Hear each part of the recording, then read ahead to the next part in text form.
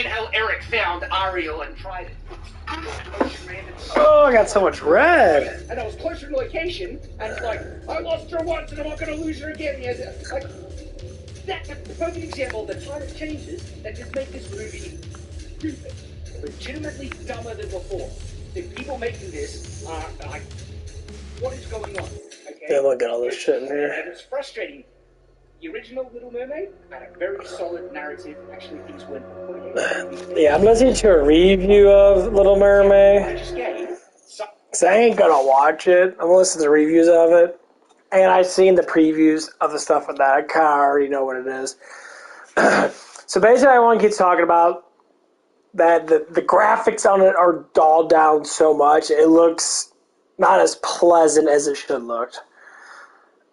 Yes, her being black, kind of black. She's not really like black. She's more or less like tan. She ain't really black. But she has sisters that are black, but her husband, or not her husband, her dad is completely white. So right there is continuity fucking bullshit. It's just like, why'd you do that? Before I even get into the whole thing and that, I don't care about that. They're going to do that no matter what. Let's look at it from the perspective of why they're changing white characters to black. If I was a black person, which I am not, but if I was a black person, I would be thinking like, wouldn't you be downgraded, like to think that you gotta walk in the footsteps of a white person, or you could have your own knock. In the series, they made a black mermaid in the series. Why didn't they use that? Because I remember when I was younger, it was like the second Little Mermaid or whatever that had a black mermaid, and it's like being in the water and that. I guess it wouldn't really make sense unless because you don't get sun, so genetically, yeah, you couldn't really be black, but maybe they live closer to the equator and it's more hotter or something. I don't know. But anyway, genetically, it's nearly impossible. But it's just like just one time thinking about it. If I was black, what would I think about that? Would I be proud of it, or would I think the same thing I'm thinking now as being a white man or a white person? That it's downgrading to change my race over because it's not made just for me.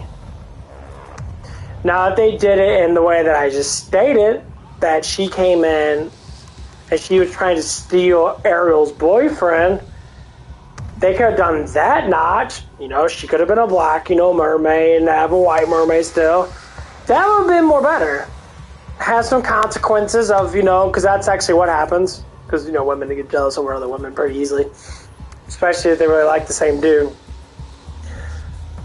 But when they keep on switching all this stuff and that, they're not making it to think that, black people are taking over and all that. No, they're making it just like, we can use you because we can use you. That's basically what it is.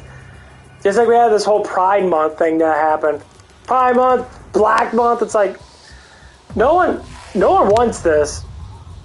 Being a bisexual myself, or I would say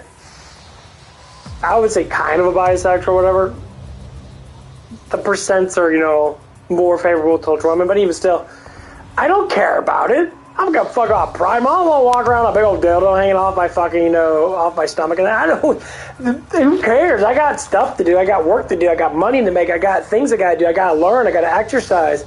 I don't have time to take a whole month and just sit there and have companies sit there and use basically what they've been doing is using market to use gay people to make more money, which a lot of gay people came out and stated this is what they're doing. They're marketing our gayness to make more money off of us. So people that are not even gay, like these far lefty people or even most liberals, will buy this stuff and they're like, oh, look at me, I'm proud. No. Leave people alone, please.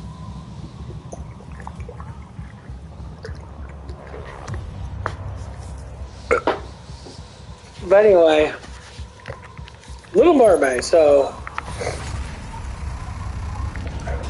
Whee!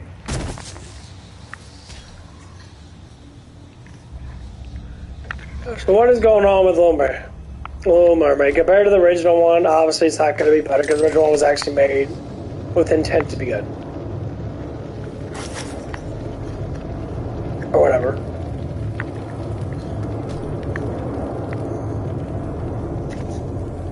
Okay.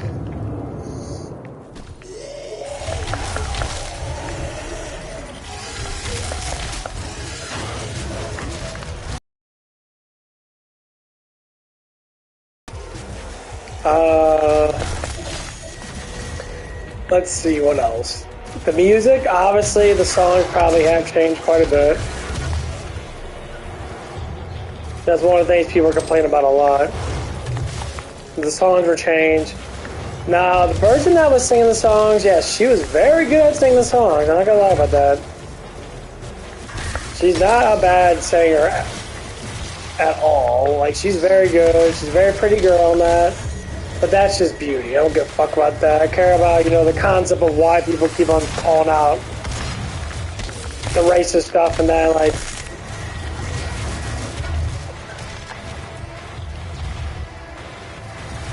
And, like, if I see a beautiful black girl like that, honestly, I like black women. I ain't gonna lie.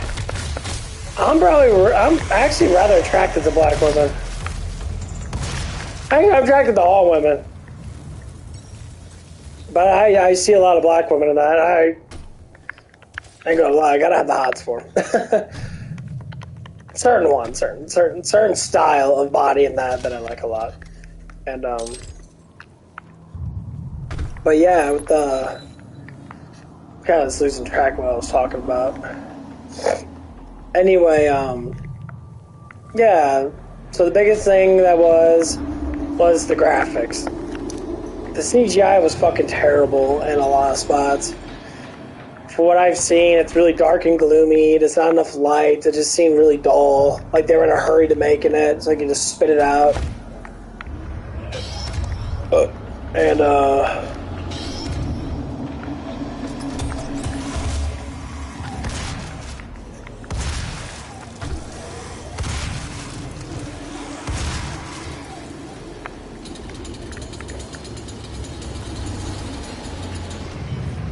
that's basically what it was.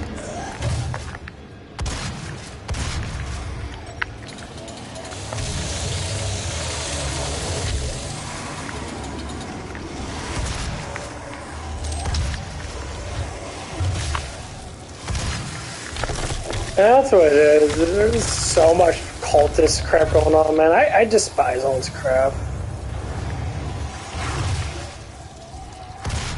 Like, the shit's starting to hit the fans. Everyone's starting to realize that Hollywood's just nothing but overly priced dickheads that are super, like, Satanist-based people and that. Like, it's getting pretty bad, honestly. And everyone's starting to realize that. But, yeah, let's see. I mean, that's basically what it was. Like, the graphics were duller. Sebastian looked like shit.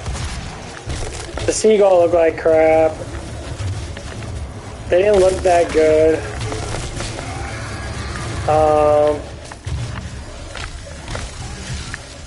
Flounder looked like pure ass.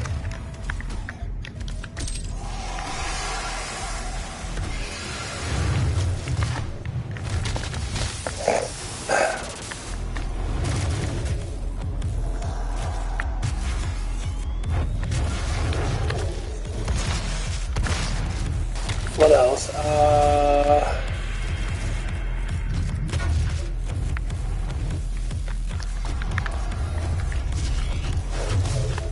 I didn't care about this. I mean, the story's whatever it is. See, I don't even know what they even talk about. Like, that's why I like listen to other people talk about it, because I'm not going to watch it. I'm not going to give Disney any fucking any money. I don't really give a shit.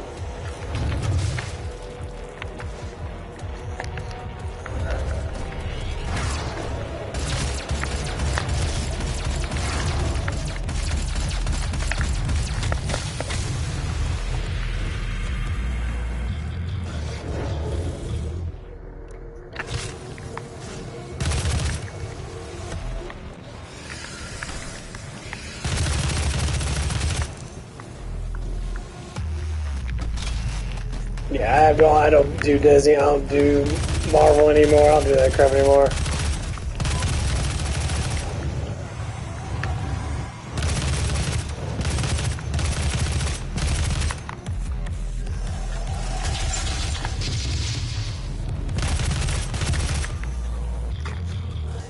No, I just watch YouTube. Watch people talk about that shit. It's fucking hilarious.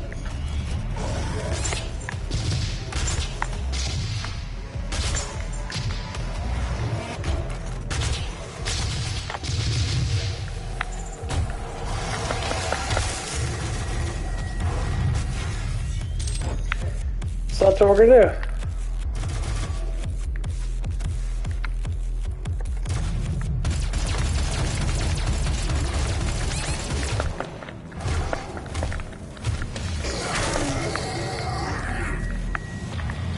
We'll do this right now, actually.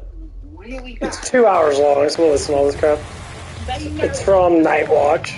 And you just think, what is it? No. And so it's broken on a narrative level, and that's a very fundamental level for a story. And then there are things that are just not enjoyable. The music is subpar. Oh, it is bad. It is bad. The Sebastian and the Scuttle thing, I had literally wanted to just close my ears. Yeah, there is one song from Scuttle that was eerie. Okay, it was that bad. And then they went out of their way to inject new songs. Like in terms of, they don't change much, but they want to, I don't know, do more songs, because every single new song is awful and stands out in stark contrast to the original songs, which were genuinely good. And then you have these sloppy, just dragging wet noodle songs that have so they feel out of place. Like you know, the songs have a kind of, I don't know, some feeling of they're balanced. Yeah, but there's a song by the Prince where it's like a lovesick boy band thing where it's like, and it was auto-tuned, like worse than Beauty and the Beast auto-tuned, like Worse than I like the given. yeah. See, what we got, my first one was the least worst one. Well, it's really, there's not a real history of the world. It's my favorite. It's not one of my favorites. It's still like nowhere near. I really use it.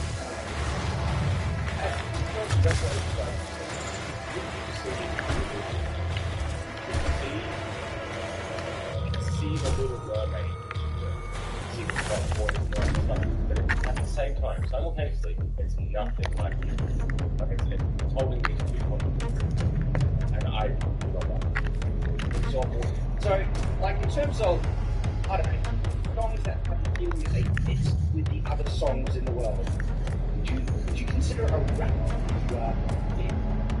No, that's the Scuttle song. It's a rap, and it is, like I said, ear rape and just awful and so out of place that you just couldn't. And then they're also desperate to inject the song. Ariel, she can't speak. So she has a mind song.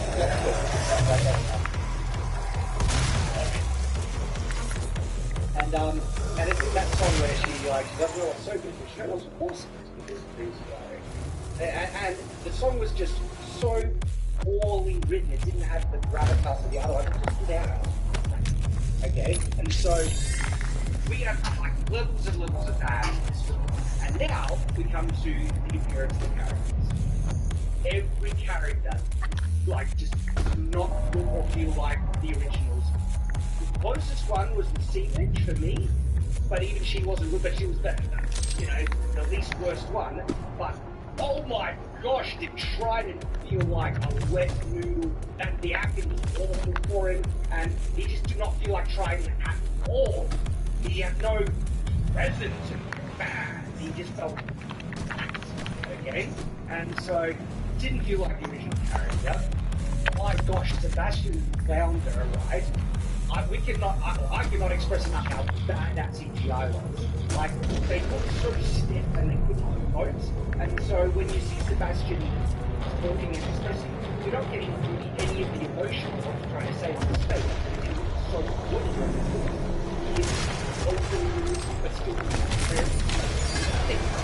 Flounder has that problem. And so they don't feel like the original characters. Like, not even out of step. And then of course you've got Harley, nothing like the original. I think they've got pretty good voice. Sure, she has a good voice, yes. But it's still like not as good as I got annoyed me. I do. You know that thing where they have the end of audio tune and then they do a good like I don't know, it's like a reverb where they go something like that at the end, right? I hated that when she injected that into it. So it's like, no, just do it like the original. We don't want you to do your own thing.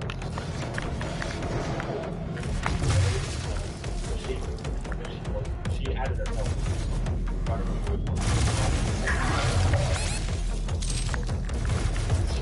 She didn't say anything up there. Not real, but this is one of those changes that Dang, they bombarded my ass.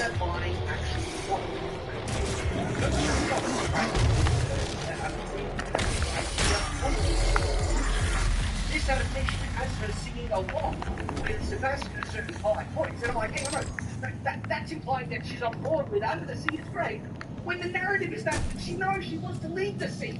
And so it contradicts the entire narrative. And so why'd you make it a change? There's no point. It's just stupid.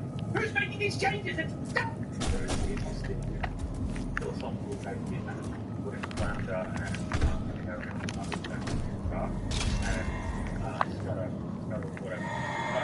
Eats the fish in front of the flounder, and then they just all everything. I mean, the whole thing was like, humans bad for killing fish. Flounder kills these fish. And then, by the way, Flounder brings those water across the water. Flounder, no, not Flounder. Scuttle goes. Yeah. This time it's underwater, and Scuttle is walking underwater and just floating through it underwater. And like, no, I don't want to miss these up because we might miss the spoiler section. And hopefully I'll because we will we're soon. But that's another good example of something so astronomically Welcome to the that UAC. didn't need to be changed. Now Just happens to be 211 accident-free days. which makes her making the rules even worse because she went to the surface. Now she doesn't go to the surface. She spoke to Scuttle. Scuttle goes underwater. There was no reason to change, and it makes the movie more stupid. Like, fundamentally so. And you think, and then it also undermines a plot narrative point of her breaking all those. It's stupid. Who wrote this crap? And the animation is just orders of magnitude better than this slop. Okay? And so, Ariel ending off doesn't look like Ariel at all. I did not feel this is the Little Mermaid and anything she should be a big redhead. They do make some other changes which are weird. Do keep in mind this is paired with the fact that the film is very dark. Like, it's actually hard to see in a lot of scenes. Like, not just underwater scenes, just like scenes in general. They're just dark. Yeah, it's bizarre. And so, one of the things that you want in an adaptation is to get a sense of recognition when you look at these characters. To feel like, hey, this is the animation but more real, and it draws you in. This has the reverse effect. I have as much criticism for Trident not matching the character as I do with Ariel. But this isn't about skin color, okay? It's about... He didn't match because he was wearing well in the original cartoon. He was topless, but he had a really white beard. Hello, I am Vega, a sentient intelligence assigned to Mars. After running diagnostics on the Praetor suit, it appears that I can activate optional challenges that, when completed, will assist in upgrading your arsenal at an accelerated pace. I have added a tracking component to your dossier. In this, he was the most enjoyable part, as well as Only the witch, like, barely for me. Main power offline. All entrances non-operational.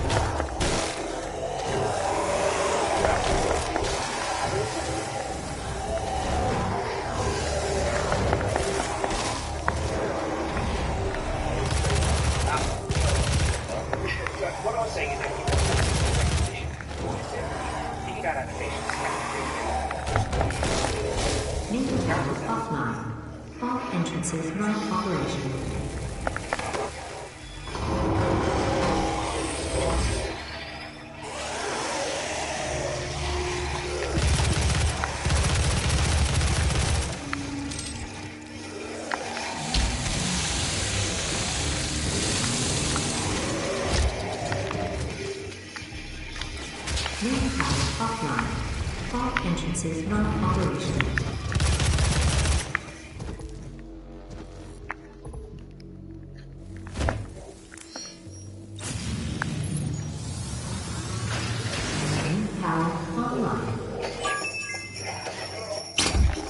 believe in honesty, especially now. And what will be your final moments in this world? Don't have as many much visual, All the rumors, things to the human sacrifices. sacrifices, There's a bit more room the to help. take things up. Usually you run it for a good reason, like they did with Daredevil, the original Daredevil with Michael Hucker. Get rid of the side, Especially now. so that was And a what true will be your interpretation. final moments in this world? How rosy it should be, and Carl Skin didn't have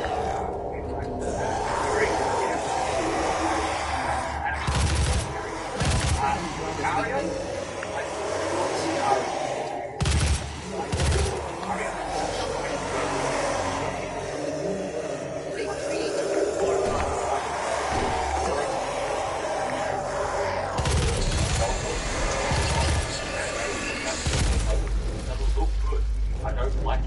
Yeah, there's a reason why I don't like it. Like, same thing with Lana. He's literally but he looks like a real fish. Oh, nice. And so, but like I said, my disconnection with Ariel is as they made some other changes which they don't matter, but it is not a the location of the film has changed completely. You will have a seat alongside them just as I will in what will become the new world This one, created I'm for a little us. provider, okay? Because I actually don't necessarily have too much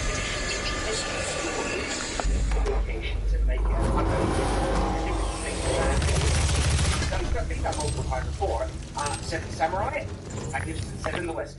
Okay, it's a direct adaptation, but in a new culture, different location. They do it even with classics like Hamlet, The Lion King. But why go to all the trouble and then make Demonic presence at unsafe levels. It's like they literally change location. So Little Mermaid was originally based in a classic Danish tale, right? And they picked it up and they basically put it in somewhere in Paris. Okay? And so the kingdom has a black monster. Very kind of strong representation of dark skin. Don't really keep it from there, that would make it seem a bit more black skin, should not. But they made him a doctor. Why? I suggest at one point was that's completely unnecessary. I'm truly unnecessary because the get mentioned to explain why you know what I mean? It should have been black. The film made more sense. And the change doesn't give a different perspective in terms of they've changed so much that it doesn't look like the animation because the no at the same time like once you have to go, okay, that's kind of like it's completely different. yeah, I can't try and make certain parts look like Demonic presence and they eliminated. change. Lockdown disengaged. Almost like a one-for-one. Like the scenes where it's literally a one-for-one, Yeah. and then other scenes that are just Exactly. made up. Like when Ariel and Arik are embracing the giants out coming out water. One reason, right? So they're out of the way, they can like almost attack, and then other challenges to become like it's not talking like the original cast, it's something to do like this. The land that they're going amongst people, feel like it's good. And you know the reason why they made this change is they wanted to be more diverse. But the thing is though, you can have fun, take the story of but they didn't want to. They wanted it to look like the original. Don't get me that they should have embraced it like they did with the Frog, Princess Frog, where they just it's in this location with this culture and they just leaned into it and do the whole thing.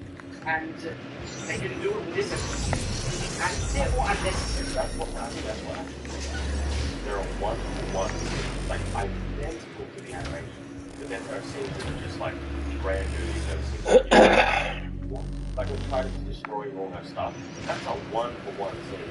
That is taken directly from the animation. But everything else, They changed certain lines though.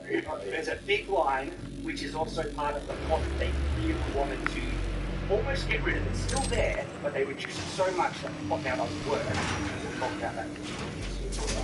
I think we're about there. That last point about the location change and stuff is just so weird. It's like, you went out of your way to keep the prince looking like he was in the animation, but you changed Ariel, the main character, who has vastly more visual recognition significance to the audience than Eric. Like, you could have changed Eric with less of a jarring, actual Eric with Ariel, but Ariel wins, okay? And so, as a way to keep something accurate, and they change something that's actually vastly more important to it being added, this film is a mess. This movie is hard to rate because it's hard to watch. I got nothing out of it, and you're comparing it again. It's hard to gauge where it's because you've got the animation. Demonic presence at unsafe level. Makes this feel and look so much good. Everything you see is you're thinking, and so I can't really gauge. I mean, the plot is a mess. Demonic presence.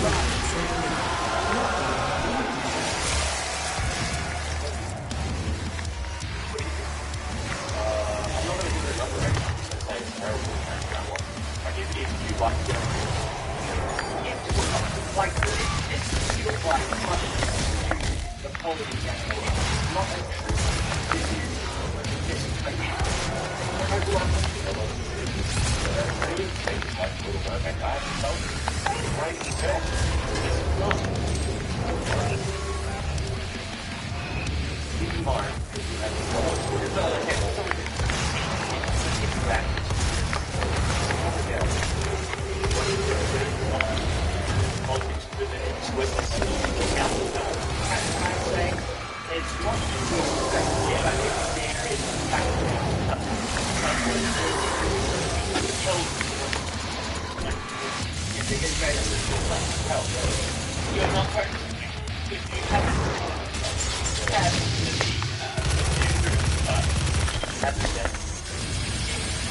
Demonic presence eliminated. Lockdown disengaged. That's right. I guess there's one other point that I wanted to mention about the location change, because I said I was divided. So at one point, I don't care, and sometimes I find it interesting to have the location completely changed to another culture. They didn't even do that because they didn't embrace it, and so it's useless. But the other side to this is the fact that this is a traditional Danish tale. Okay? And so there's the idea about cultural vandalism. I guess my take on this is that I would have been more annoyed if they kept it based in Denmark, but then still had all the different, changes that they made. Because to me, that's in the same line as like changing Anne Boleyn to be black, who was not traditional. Like, if you're going to put it in a location, respect the location, the history, and the culture. And so I actually kind of prefer that they change the entire location to justify their more diverse cast because they want to be politically correct, than having kept it in Denmark. But at the same time, then, there is this disconnect of where the history and culture of this tale truly comes from. Which is, I feel, a bit of a loss, because it's good to kind of, understand and appreciate the cultural heritage of our tale. And Little Mermaid is a classic that was lifted from its heritage. I would also like to see more original fairy tales, maybe live action. The Disney one, Disney Mermaid, is very happy ending. Like the original Little Mermaid, it's like, you've got no soul. You want a soul? You're gonna marry this man. What's that man like another girl? You can kill him or messed up in a way. But and some of them were very like cautionary tales. Yeah. With not fun endings. But at least they had like a very Yay, I gotta work tomorrow, or today. these things. Makes me really happy. Sometimes I think fairy tales are a bit creepy. Like, I like going to work. When reality actually comes. I mean, I wish I had, People have been. I mean, Like that. Disney kind of made a time when people understood it. I love these talks. They have 2-hour talks about video games or just, stuff all together. It's fucking amazing. I always love that stuff.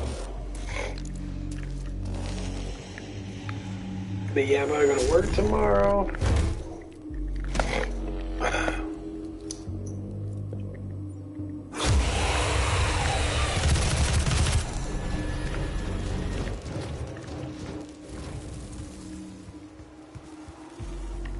actually really happy for that. The thing is, I love going to work. I don't like being at home too much. Unless I got something to do. Most of the times I don't. Most times I'm very bored.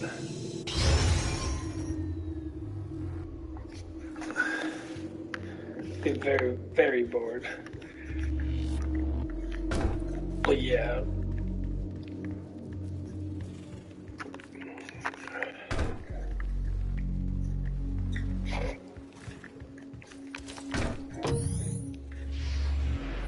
Oh, I sneezed.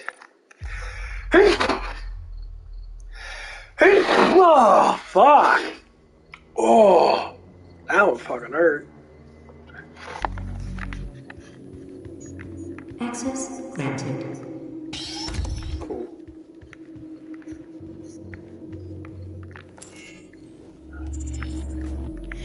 Okay, that's done. I get the plasma gun. The gun's actually extremely useful to use.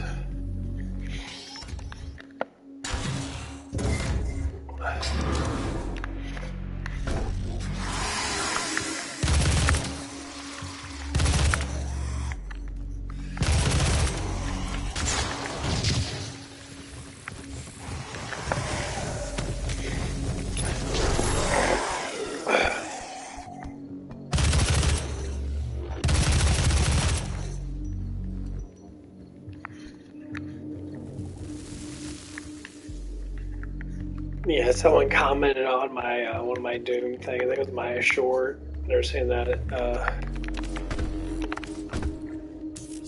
there it is. Is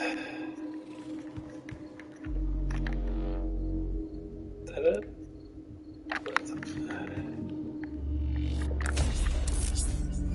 What is it? Dexterity.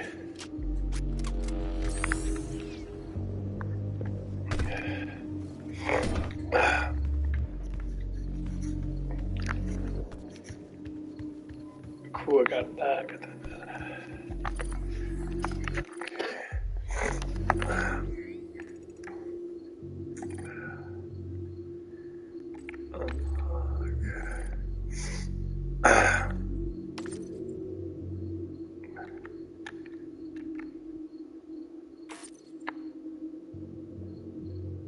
Yeah, I like the rapid recharge. Can increase the total amount, getting more grenades is always helpful.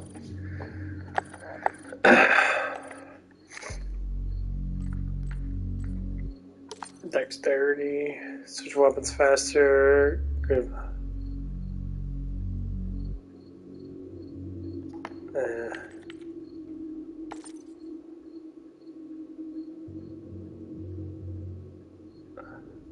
Ooh, pulse.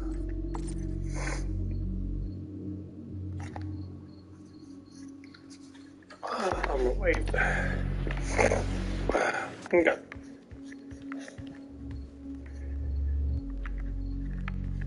Yeah, when this game came out, man. Okay. Phenomenal. I mean, yeah, Doom Eternal is a lot better. There's a lot more music.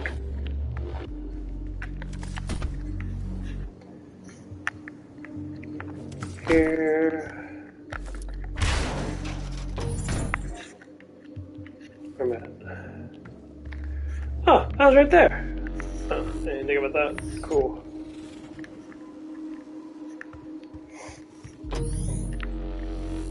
Yeah, I guess it's got the yellow cards put inside there. Here's one. Access granted. Cool. Welcome to the UAC's Mars installation, located in the vast Hellas Plain impact basin. This high-tech mining and research facility is pushing the boundaries of the imagination each and every day. As a valued employee, your loyalty is more than just a commitment to the UAC. It's a commitment to the future of mankind. That's one thing I want to get. I want to get into shooting guns. I mean, like, I like martial arts and that, but I was like...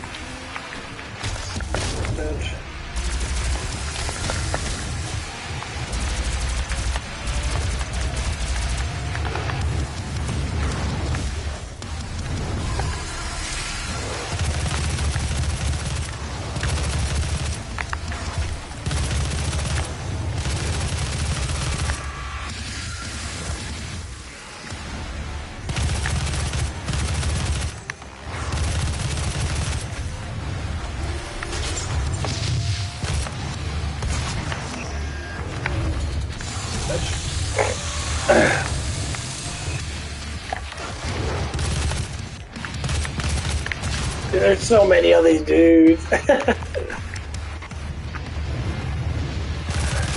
I'll try to grab this. Bitch! You think you're going, motherfucker?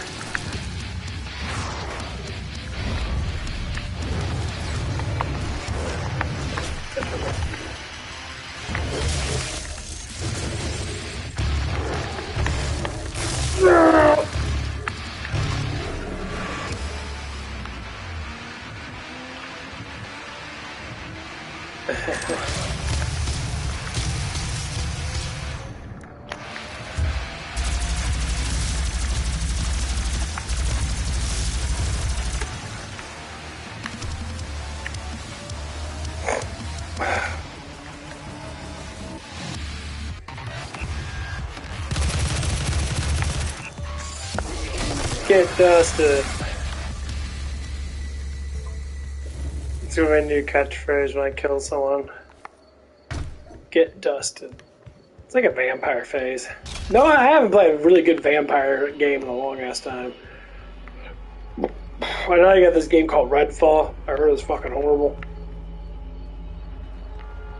Every once in a while I watch Angry Joe, because, you know, he's politically a moron, but I can't say politically a moron, it's just stuff he believes that is really stupid.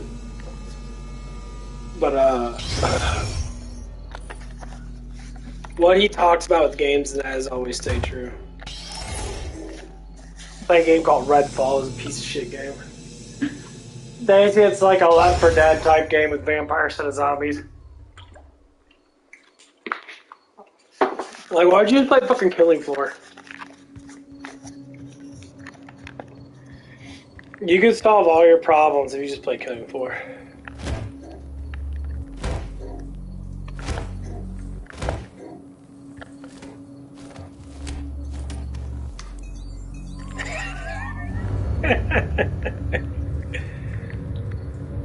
I love Doomslayer. He's just like... I'm blocking your access to the facility scanner. Come to the Vega terminal, and I'll give you what you need. So I played the original Doom, basically. You're a Marine. But you listen to all the stuff of Doom. So you are a Marine.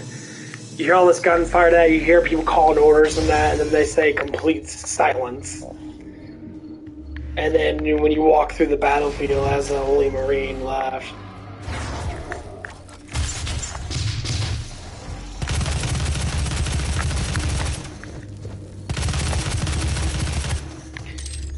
You start to notice that everyone was dead. Like, this one's a little bit different, though. Like, they changed it around a little bit. They made the Doom... They made your guy, like, pretty much...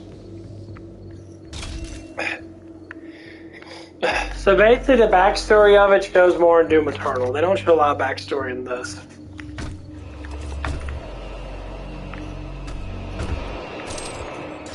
All they show is that your guy is...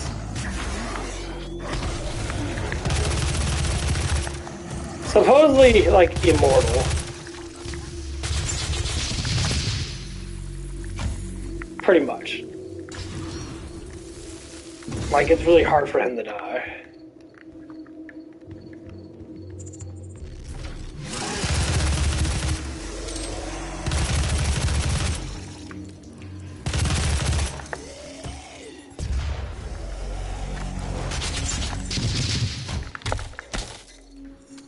Like I always say, you know, imagine that humans are in between angels and demons in a way.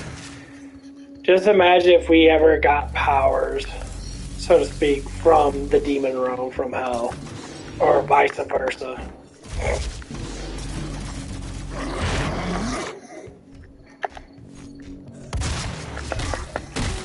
Or we even got angelic stuff, and I say like the Nephilims from like Diablo.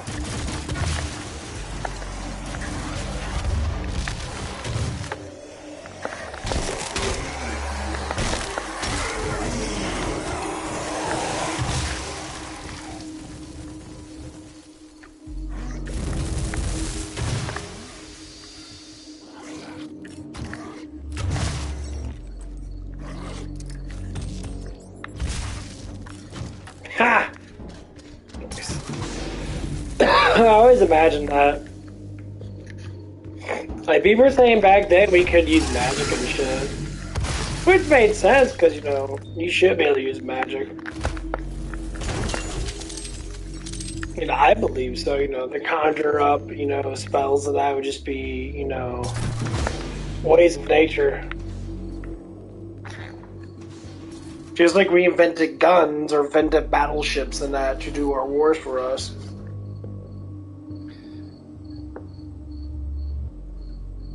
Oh.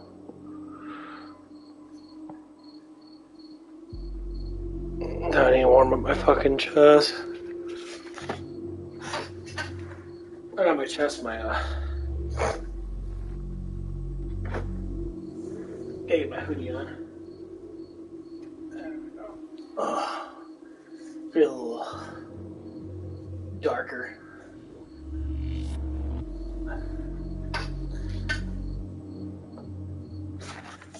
But yeah, it's just crazy though. Like, you keep on thinking about all the mythology of all the stuff in that.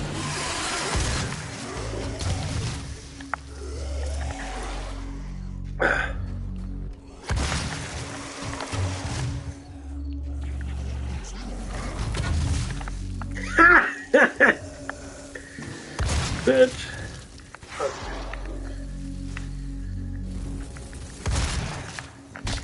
Bitch. Good job.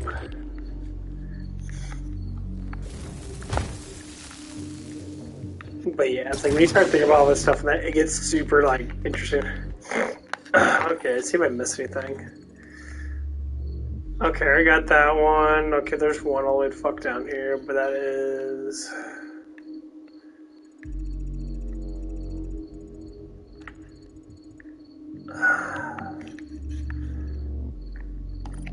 Okay, well, I'm gonna go all the way back. Get that last predator thing. At least your guy's really quick.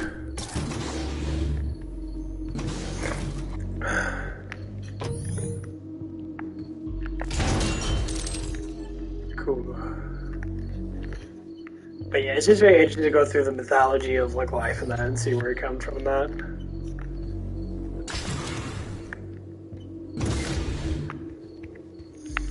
It's so interesting.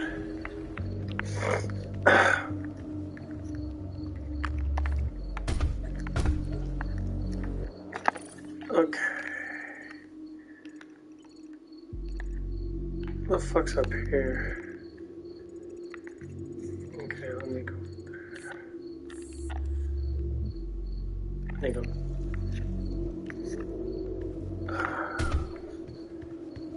Okay, you go back. Over here.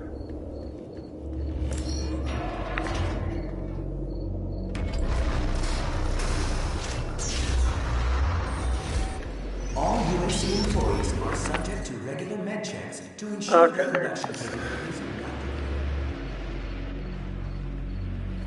are the UAC. The world is counting on us. How committed are you?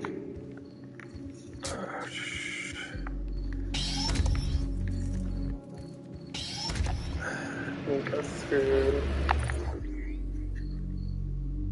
There's a drop off right there.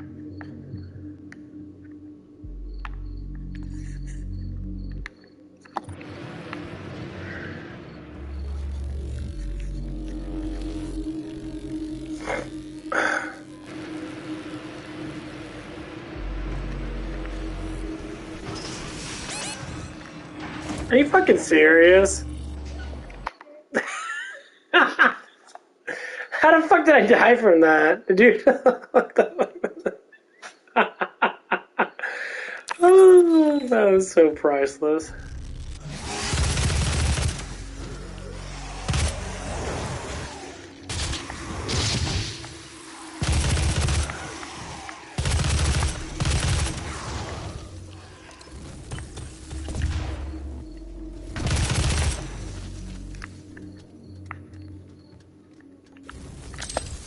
Okay.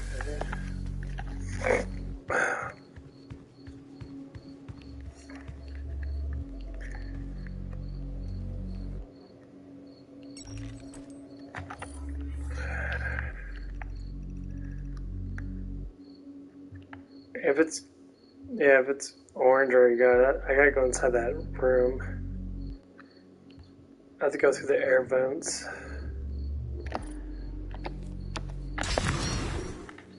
Okay.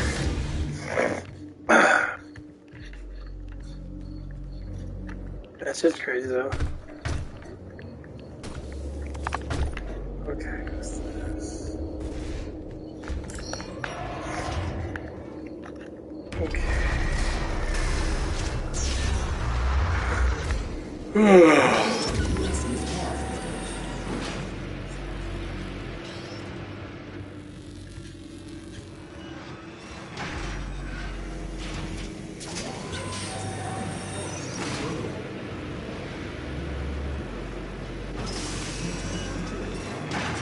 Thank you for your service.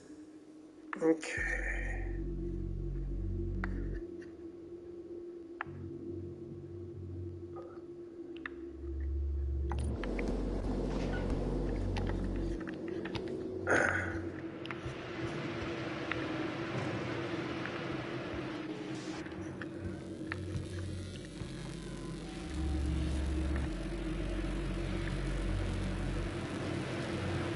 Okay, let's make sure over here.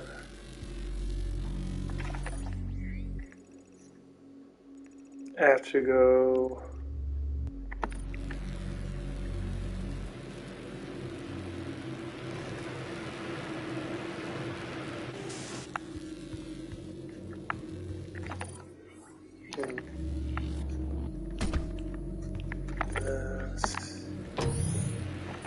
Okay, so that leads me back to there, so I don't need to do that. I need to get.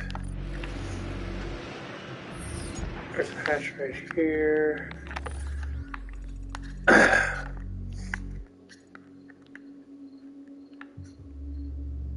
Okay, this brings you all the way the fuck over here, though.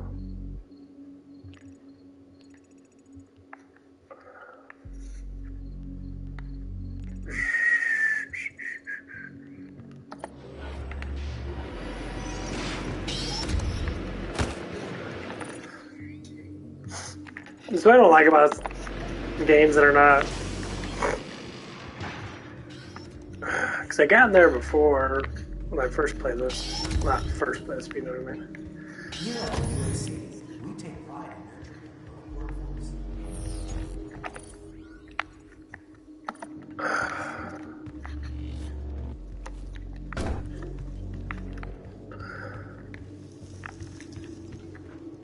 And the only thing that annoys me the most about some of these games that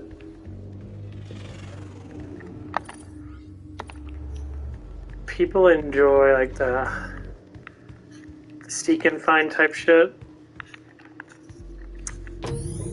I like it to a certain degree. The UAC. But I get super fucking annoyed after a while.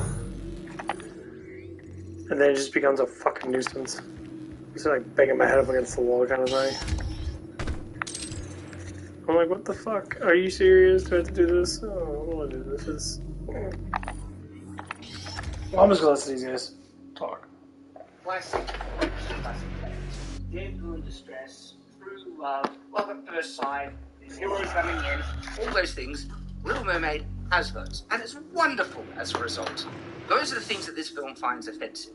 And we're going to get into the specifics because this film, oh no, you could not have a man save a woman. And oh no, you could not have a girl fall head over heels in love for a guy that she's, just seen and thinks is beautiful. And she doesn't throw back, she's desperate to follow after him because of this infatuation.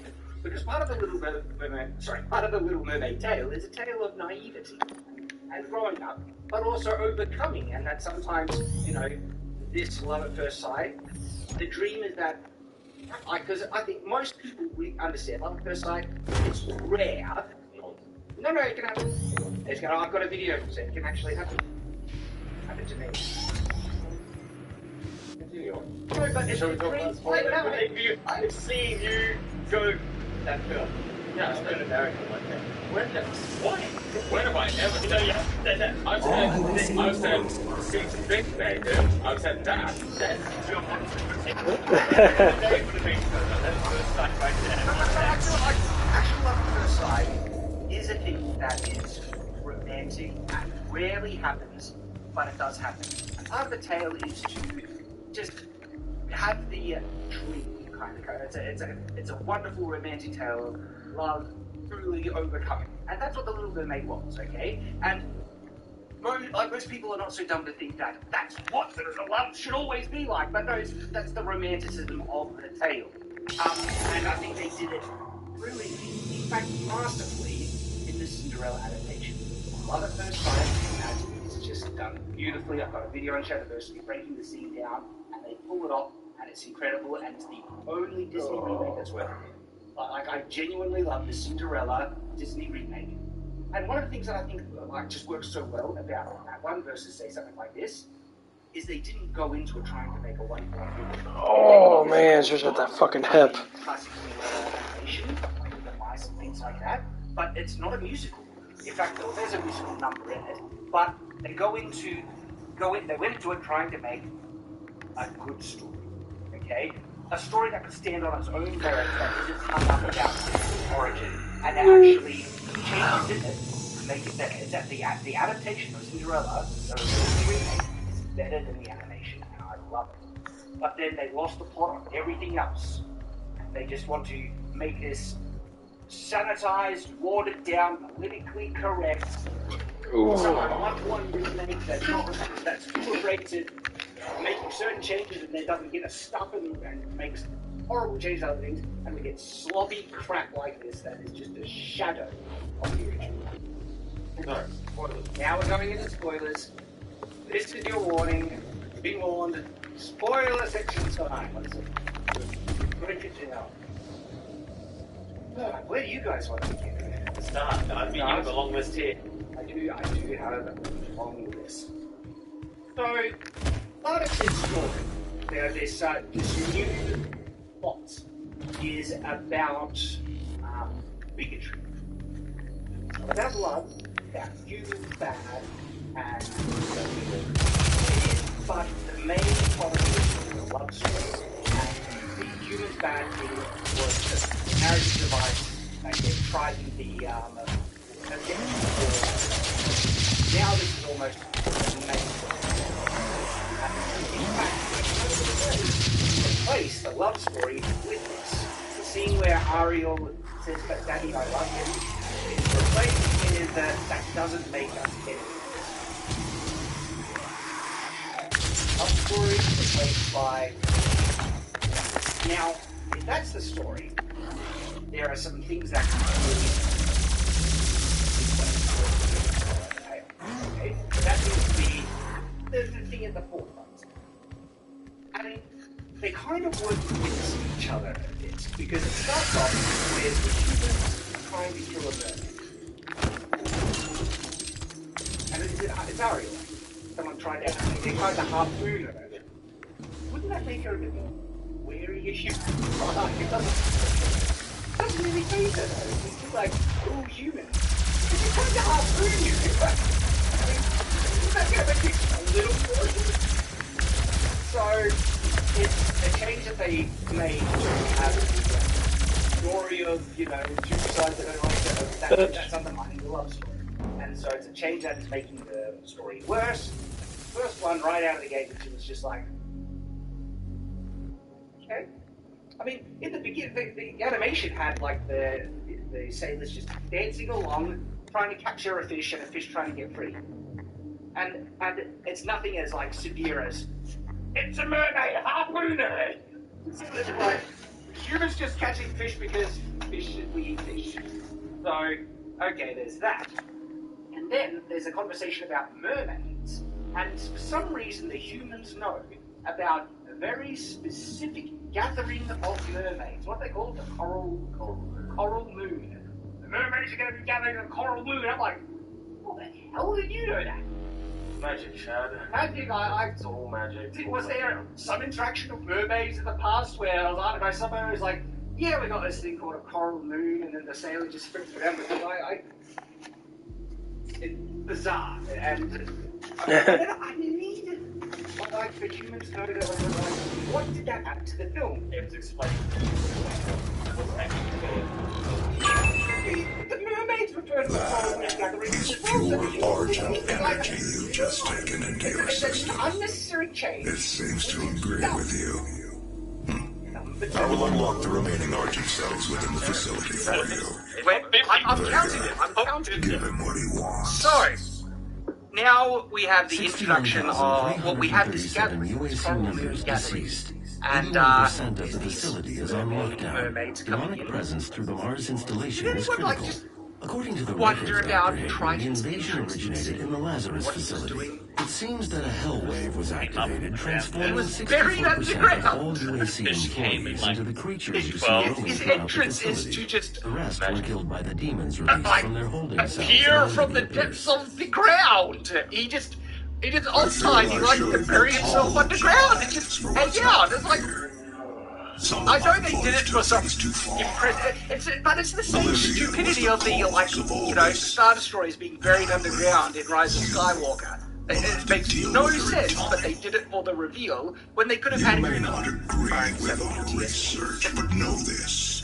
We exploited hell and its resources because it was in number of impressive mankind's entrances, best but they chose one of the dumbest ones. What you now Why? see in this facility is the Number cost 3. of progress. We're going to be on a roll But here. none of that matters Okay, now. so There is an emergency in it the turns foundry. out The regulators Triton, have been destroyed wow, and the he core must temperatures are now destabilizing. be a bit of a, I don't know, player, I guess. They've I overrun guess the adjacent facility. If the venting turbines aren't re-engaged, neither of us will survive the meltdown. What you're going for, The daughters look mostly alike. No, in this, they make sure they make the daughters like every single representation.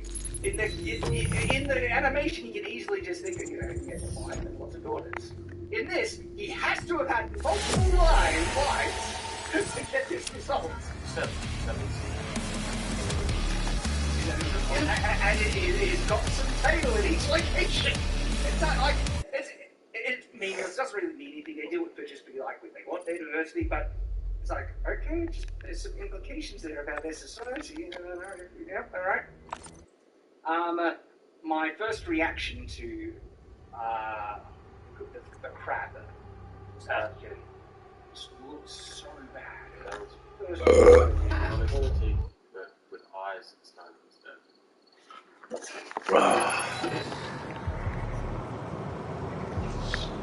Demonic threat reduced by 50%.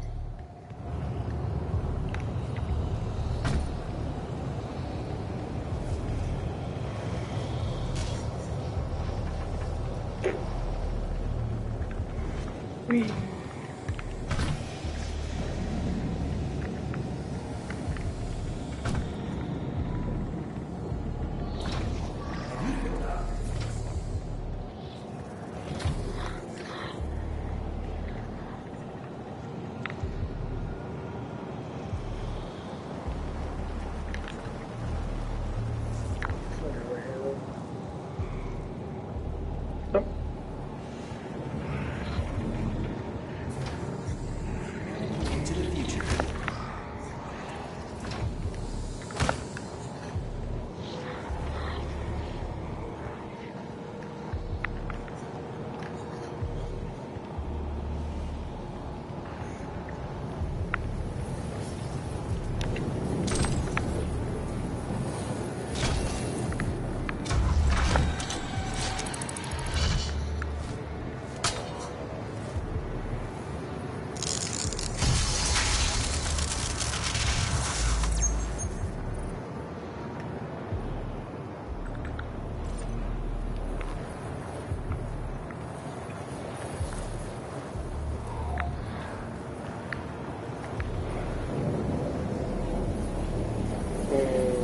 I was thinking about what they were saying with the whole diverse thing. I don't get it. Stay focused. Stay committed.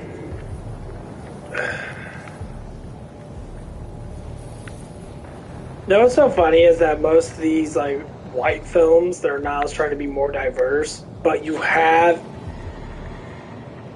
the biggest thing that makes it quite hilarious that you already have like mass diversity. You have a black film company, you have Asian film companies that always do Asian films. You have all these people that always do all this shit. And then people want to sit there and keep on like thinking that we have to start taking all the films that, you know, white people made and not make them into, you know, what our culture is. You know, what happened to our culture? Ooh. Our culture is nothing but diversity of shite.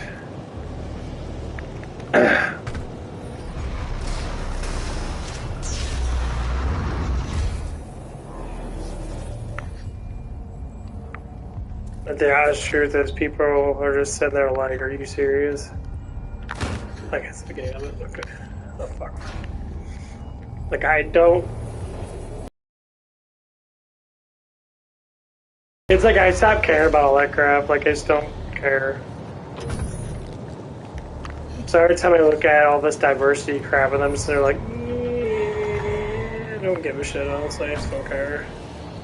I find it interesting that people go to these lengths to try to, like, make things that way. And it's just like, it's like the most hilarious thing. I'll be sitting there like, what's the point of it? Trying to force us to do something that most people don't want to do, which is give away their free will to do stupid shit like...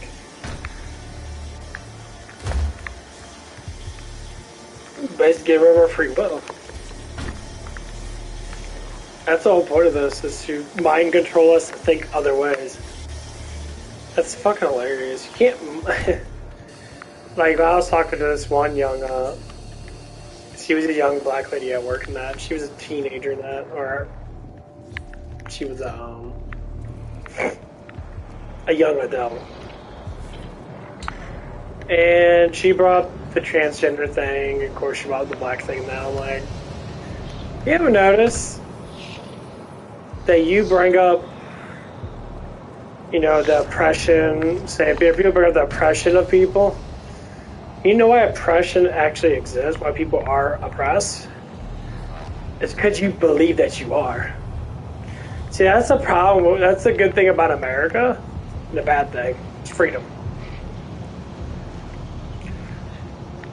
So when people themselves don't understand what freedom is, what do? They get easily brainwashed by society that demands them to think that they're not free. That sounds really fucked up, don't you think? You know, they have it on record when the slaves got free and that, their culture, you know, was from Africa. Well, they lived in America. So they couldn't really tell, like, what to do. So they had to be taught specific things by Pacific people to learn how to be free. That was the whole point of freedom. You know, a lot of people say, oh, they were given horrible lands, but they were free. They can learn how to crop. They can learn how to maintain themselves. They can learn how lost I get in this fucking game. This level sucks so much dick. I hate this level so much. It gets so fucking lost. I know I have the thing on there, but it doesn't really like... Okay, I need to go up. I need to go up. Okay, I need to go up there. Okay, that's the blue door. Well, I don't have the blue key, though.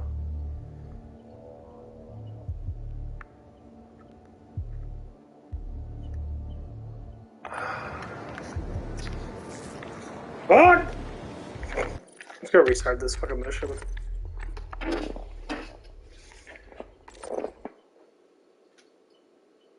Yeah, Doom Eternal is a little bit more easy guide, and this is more confusing.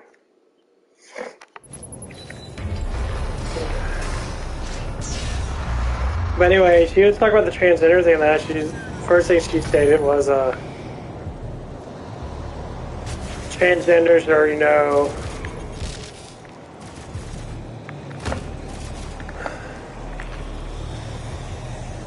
I don't have the plasma. I have to get everything all over again? Okay. She's talking about transgenders and that, and she said that she actually knows transgenders from working, from like school and that, like, are you serious? I know two of them. I said, are they fully transgender, or are they just like saying that they're transgender? There's a fucking huge difference.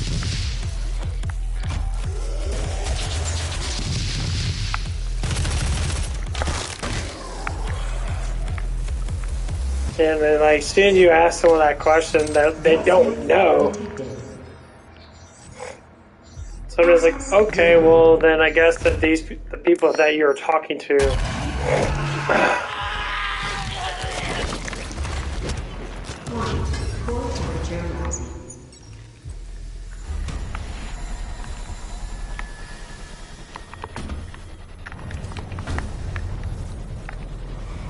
Like, where are these people even coming from? Like, why are people wanting to get into that position of being like that? Like I went through the whole, like, you know, semi-gay phase type thing and that, you know, because that's just what I had to go through to get my mindset to where it is today. But the thing is, I'm not. I'm more straight than I am gay. I'd rather have a woman than have a man. That just specifically just explains. Is that what people honestly think?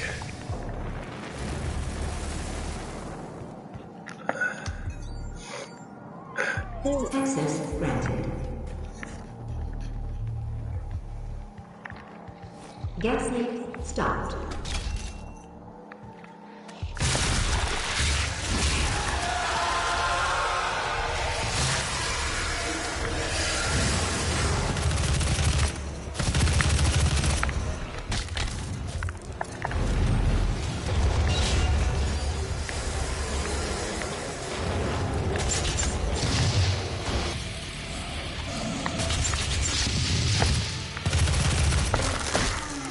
And why I think that when I was younger? Because I was put in that position when I was younger.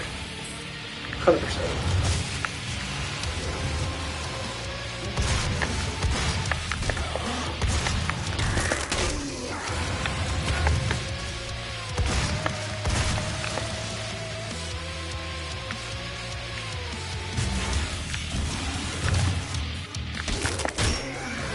Yeah, I was afraid of women. I was afraid of getting girls pregnant. And that's what kind of drove me into that. I know I'm just talking about myself and I talk about the Little Mermaid thing, but that's pretty much is what it is, you know. And this one has a lot to do with it. And the reason why I bring this stuff up, because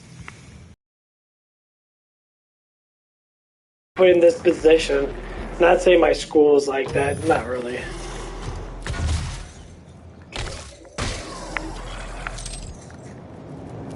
I think one of the biggest things that happened was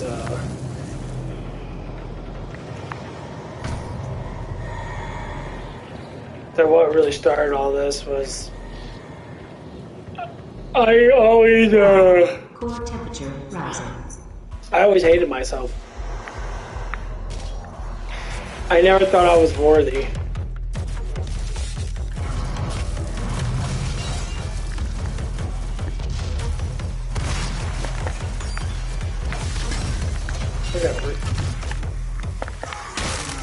Yeah, I had an extra neighbor in that.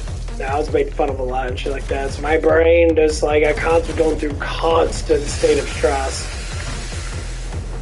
Like it was a constant state of stress. You know what I mean? A lot of times I ignored shit. 100%. I ignored a lot of stuff.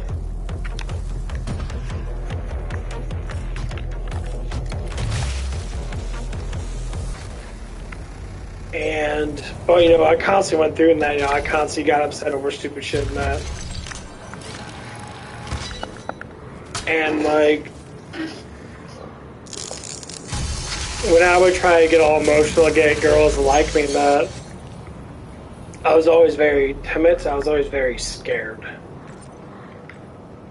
And now I don't even care. And I just flirt around with everything. But the funny thing is, I never understood.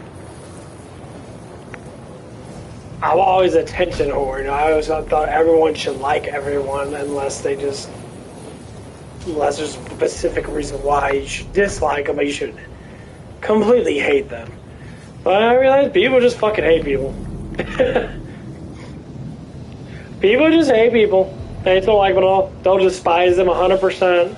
They don't want to talk to them. They don't want to get close to them. They fucking just don't like them.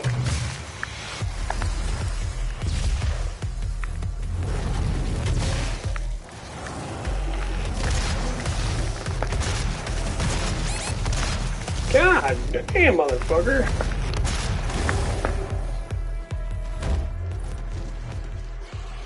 That motherfucker hit me once, took 40 on my health. I hate those shield guys. They're so much easier on Doom Eternal.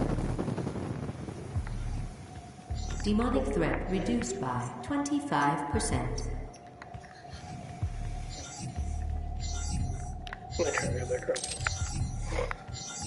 Yeah, Doom Eternal is a lot better with certain things. But yeah, that's like... When I had to think about all that stuff and that, I think about my life and that, and think about all the things I've been through. Damn. I wouldn't imagine, like, normal people going through this shit.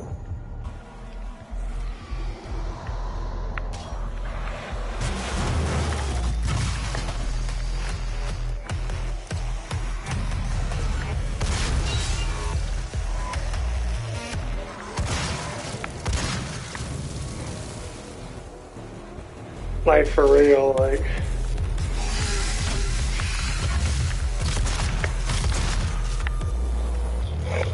My childhood wasn't the worst, no. But it was just like the state of mind is being the third child. And that's always problems. When you're like the last child of your family, out of other siblings, more or less likely you just get treated differently. Even though you shouldn't, but you do. The blind council is always watching. And so, like, I became a very emotional, very baby-like, you know, because I was more, you know, a follower. I was a follower my whole entire damn life. The funny thing is, I just started to realize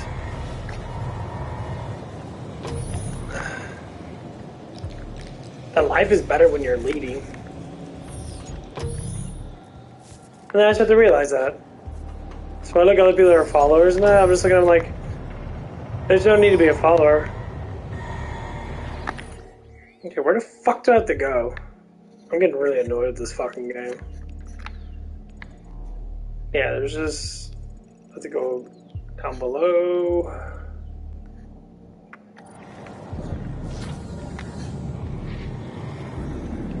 I guess we'll go over here. Yeah, these maps are fucking shite.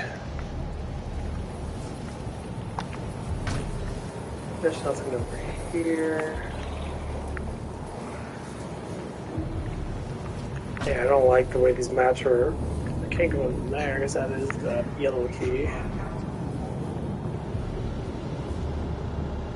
It does show me the nest in that, but like it doesn't. So go down here. Can I go down there without that damn thing?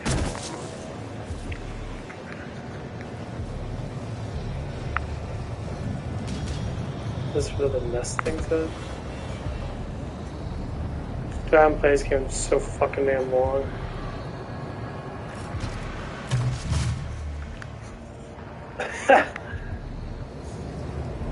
Air tubes right there, you gotta remember that.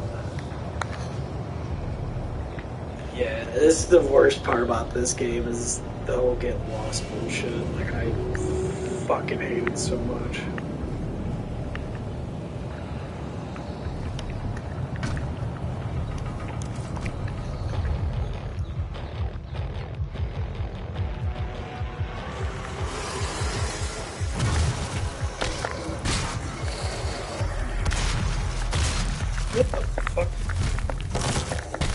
missing people.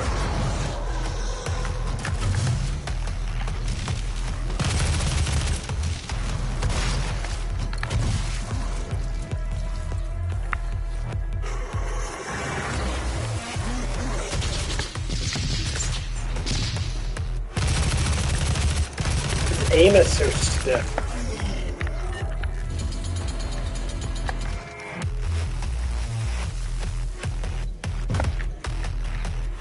Okay, there it is. Okay.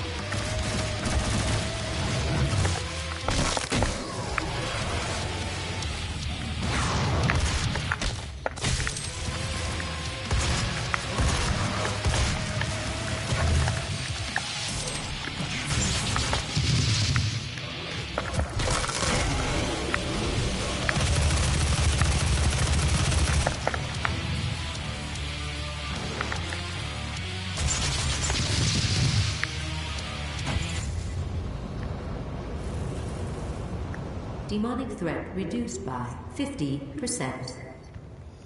Okay, now I need to go upstairs.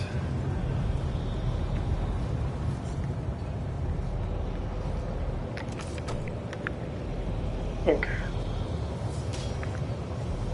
I think I need to go upstairs. Upstairs anyway.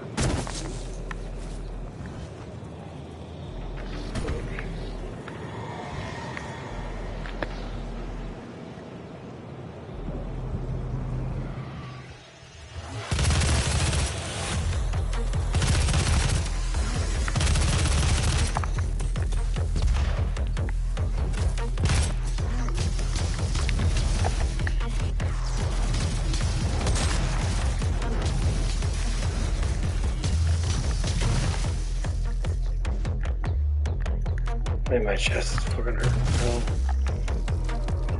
My muscles.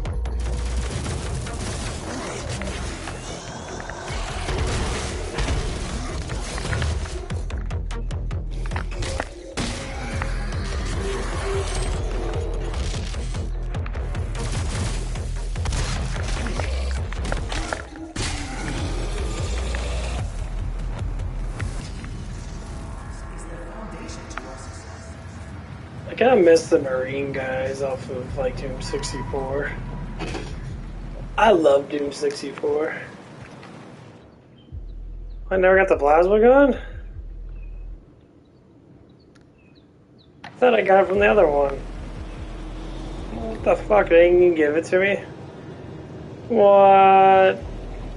Did it autosave it? No. What a douche. Fuck this game.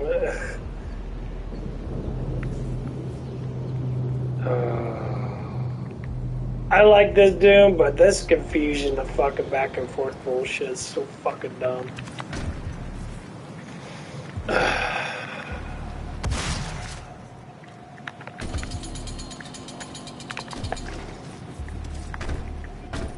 Like, this Doom's not bad Doom, but you get lost very easily because you gotta like sit there and like,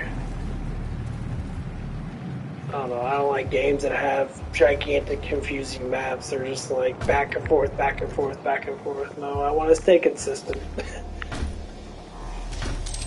I like staying consistent.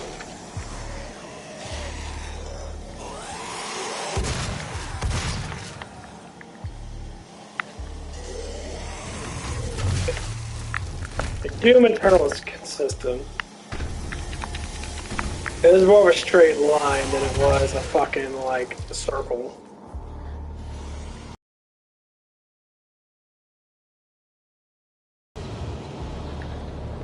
When you went through stuff, you went through stuff. That was it. You'd have to like go around and come back and go through this and then go back to here and go back to the beginning of it. And like I was like, holy fucking shit. Not every level's like this one, but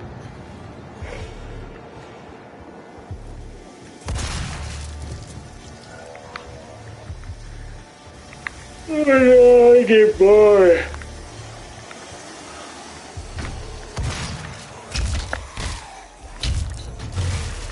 Excuse me, motherfucker. Bitch, fuck you.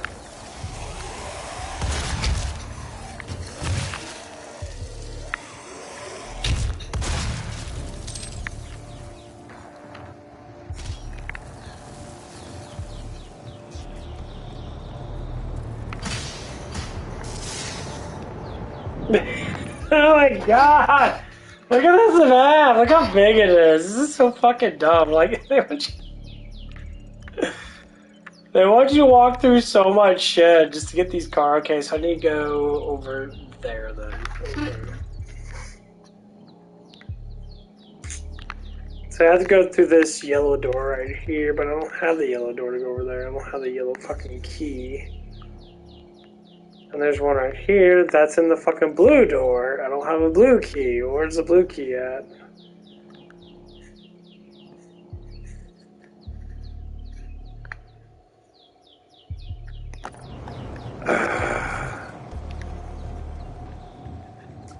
The fuck? Where am I going? Where's the blue key at? Any keys? That. God damn it, fucking piece of shit. Fucking. Ugh.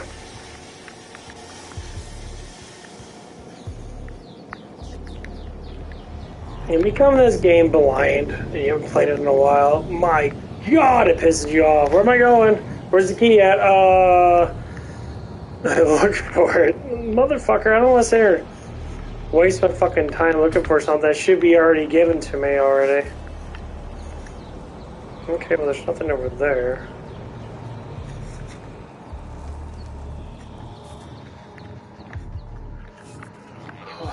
Dude, fuck this. I hate this fucking part so much in this game.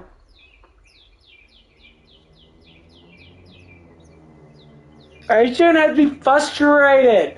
I should have to go through a motherfucking game to look up a goddamn fucking strategy guide to be able to fucking finish it.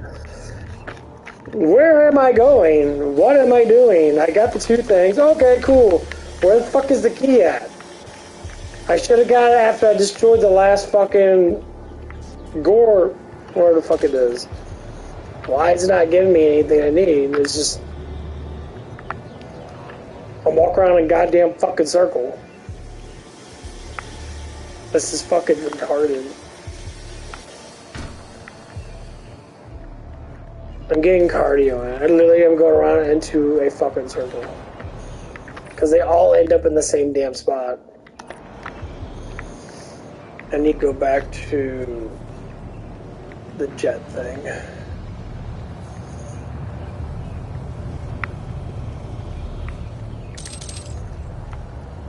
So fucking stupid. I always get lost in this part. It always pisses me off when I get lost. Because games are not fun when you have to constantly go to the key. Oh, shit. Okay, well, there's nothing over here. Is that it right there? Okay, data logs, auto map, objectives, echoes, health centers.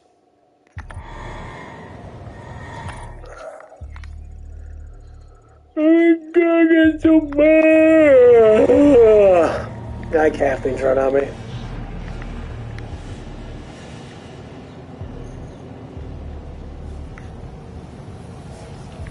I win.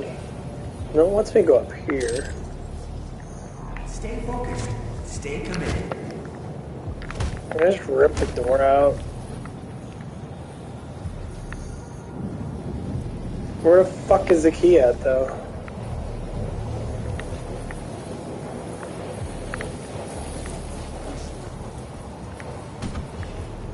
Key over here. No, keep One there.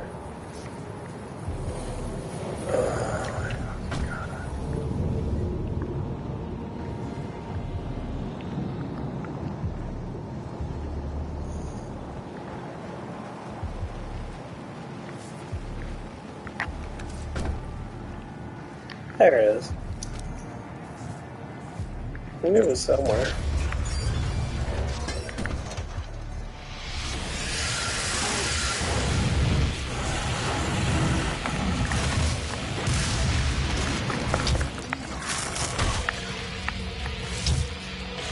The fuck?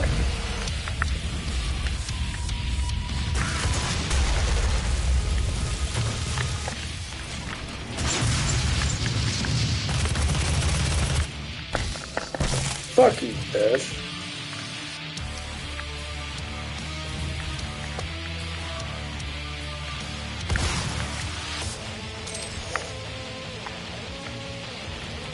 Okay. That's where that's at.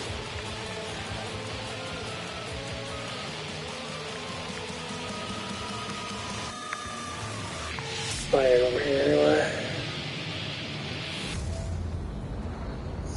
Okay, found the key. Well, I looked right past it because I didn't pay attention to it. There we go.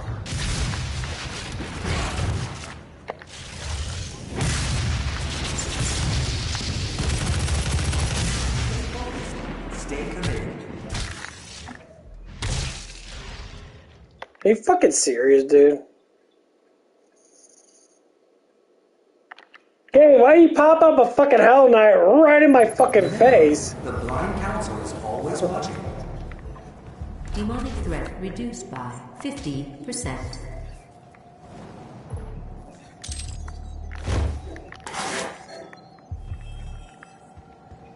Stay focused. Stay committed. Oh, now he doesn't pop up? What the fuck? Is that a gimmick?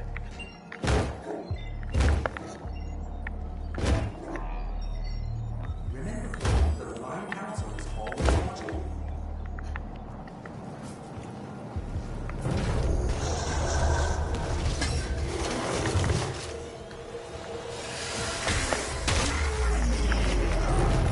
Stay focused.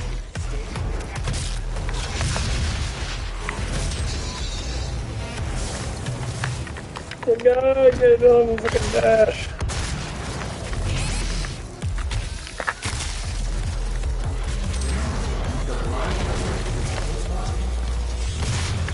Oh my god, they tear you up.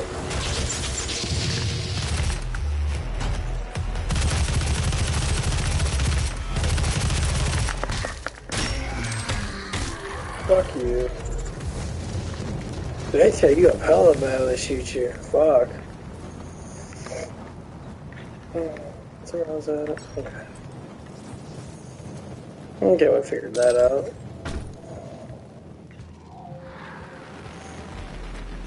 That's so dumb I don't have my plasma gun. 1. Core temperature rising.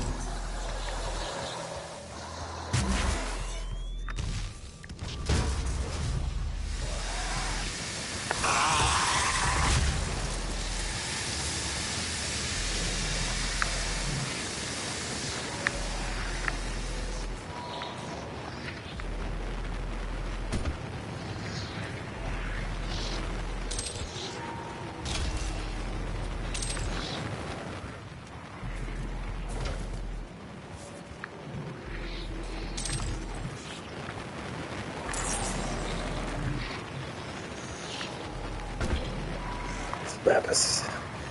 This is so small.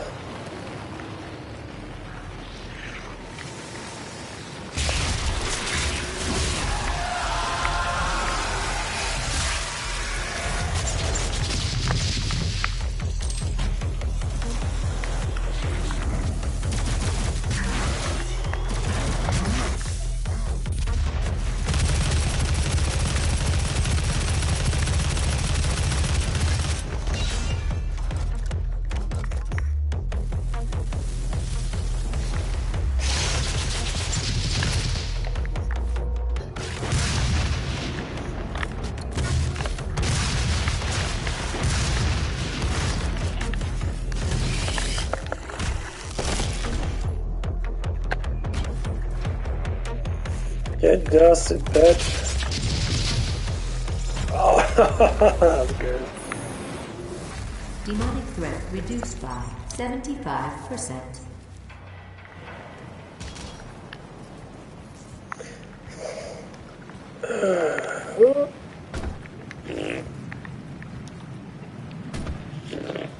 Okay.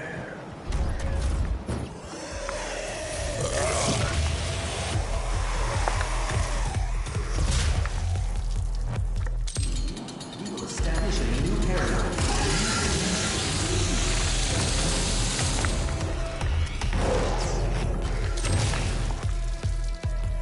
Have you filled out your UAC accidental death and dismemberment form yet?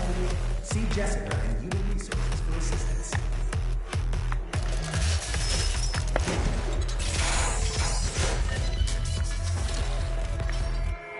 Your devotion to the UAC's mission on Mars is the foundation to our success. With you, we will establish a new paradigm and move humanity into the future. Last one. Okay, it leads it here. Okay, cool.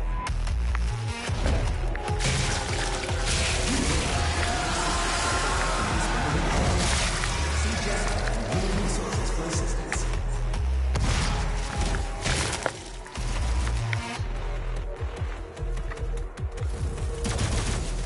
Your devotion to the UAC's mission on Mars is the foundation to our success. With you, we will establish.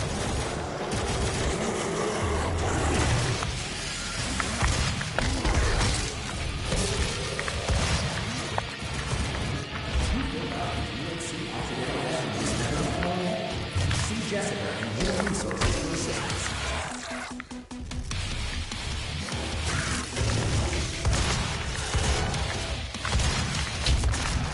Your devotion to the UAC's mission on Mars is the foundation to our success. With you, we will establish a new paradigm and move humanity into the future.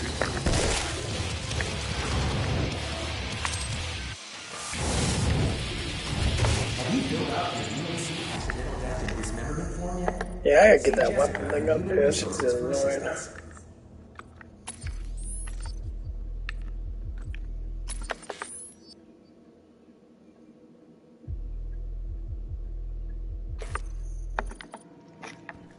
Yeah, I gotta make that shit Presence reduced to faster. minimum safe levels. Lockdown disengaged. Turbine room doors now open.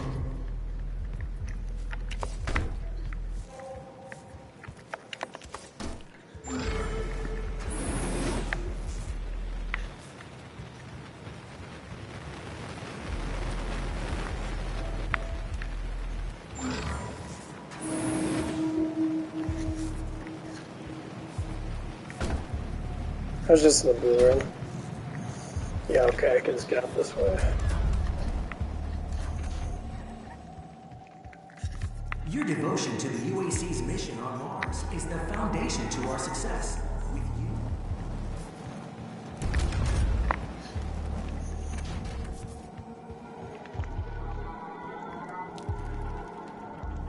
have you filled out that UAC?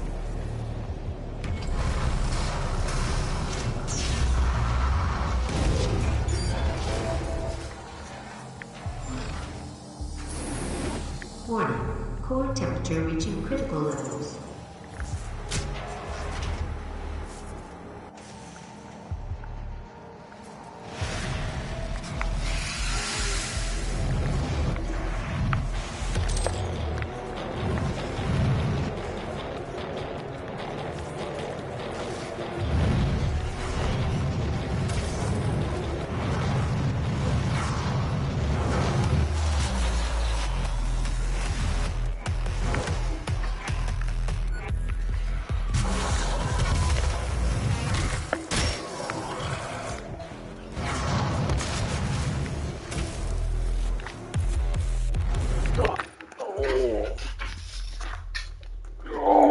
That's it. Hey, oh, fuck. Been trying to eat more protein now, I'll tell you what. Whew, ate a lot yesterday.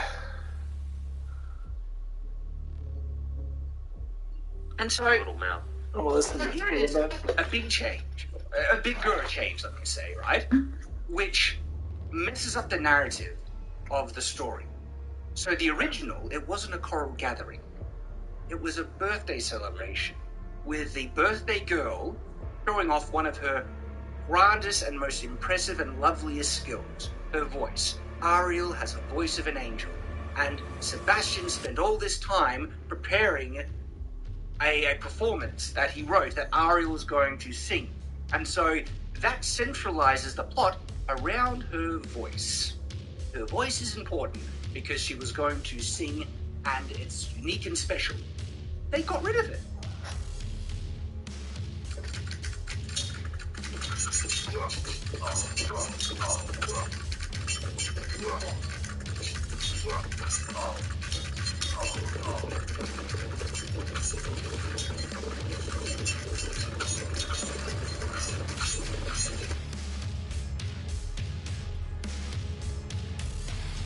That's not it. It's just a gathering to get some type of report of, like, you know, 7 seas tell me how things are going.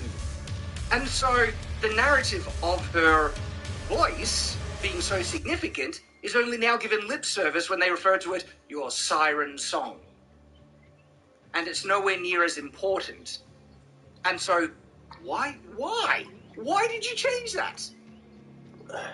It makes no sense and it doesn't improve the film at all. In fact, it makes it worse because it messes up one of the narrative elements of it that makes the story important.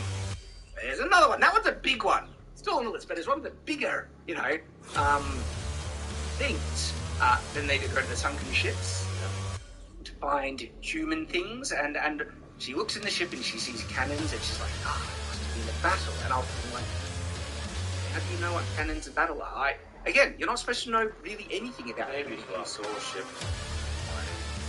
We shouldn't have to explain this yet, but the fact is, it makes it inconsistent about how much she is supposed to know and how the original film, basically nothing. And it made sense. And so she was making little goofs here and there. Now she has arbitrary knowledge here and there of the human world because unexplained. Because it's there. And so, okay. There's grabbing stuff on the sunken ships. I'll go take a piss. It's very nice outside. They see mirror. It's a reflection. They do that to set up trapping the shark. The shark comes. I haven't rewatched it in a while, but I'm pretty sure it's the same. No, because the shark gets stuck in like a metal ring. It's not a mirror.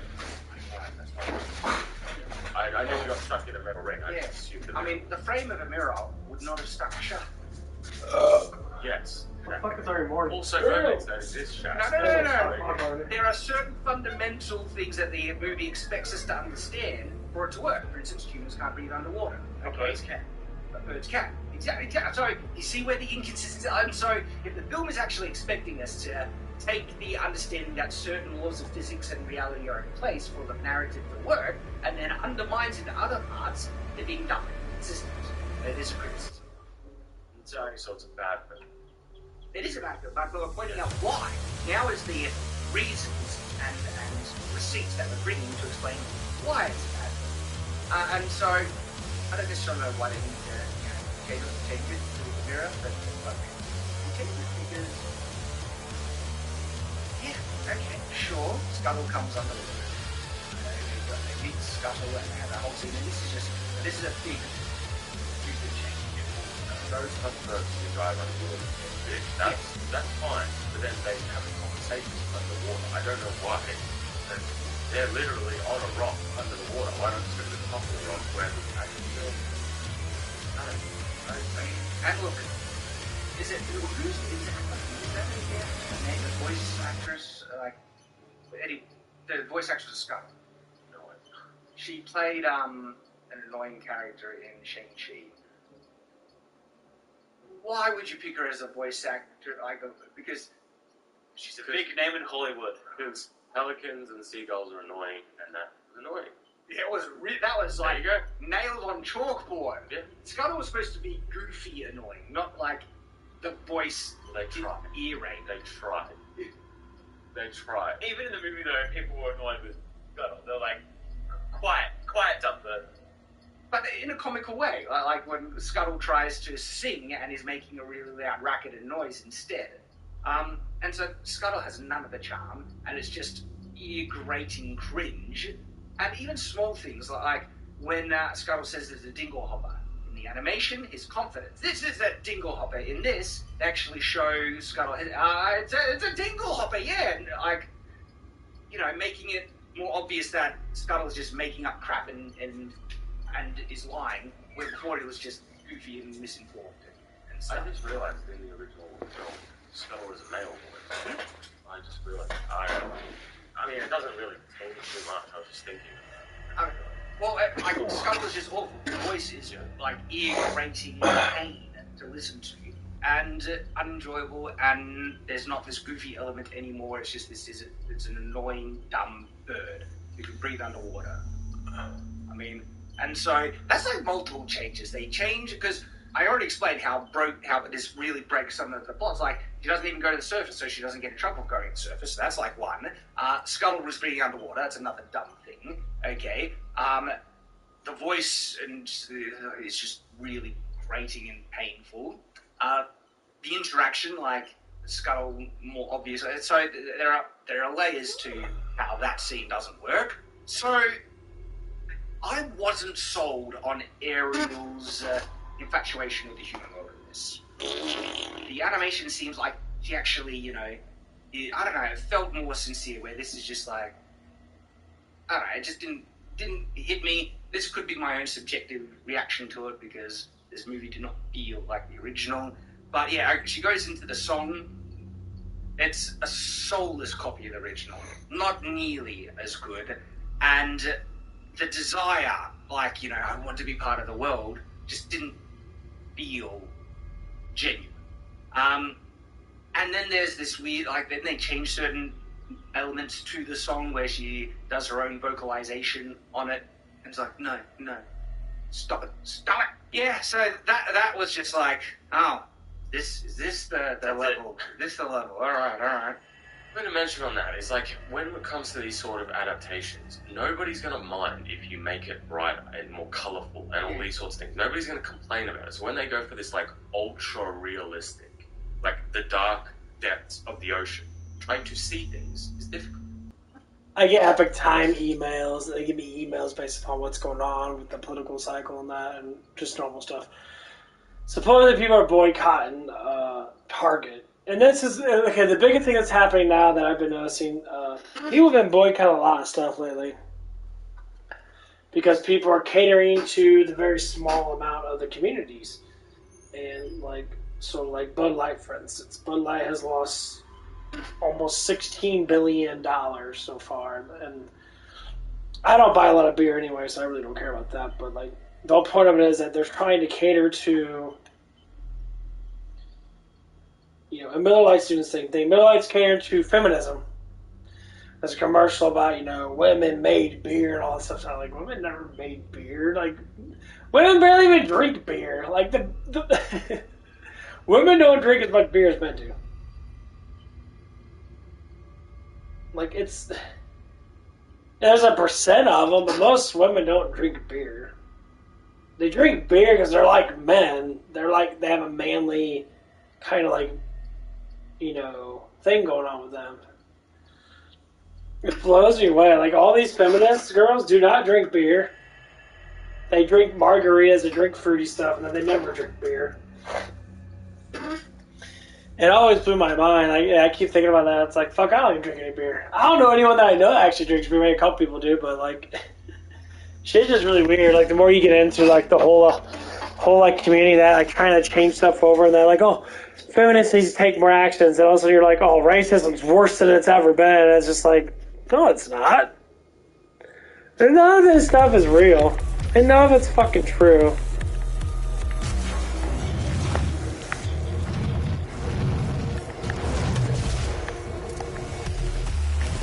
It's all factual fucking lies. And they're like trying to make shit true. And it makes me so, like, laugh in people's faces.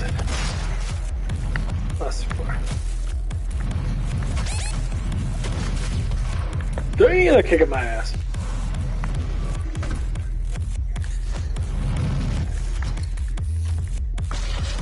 Oh shit. No.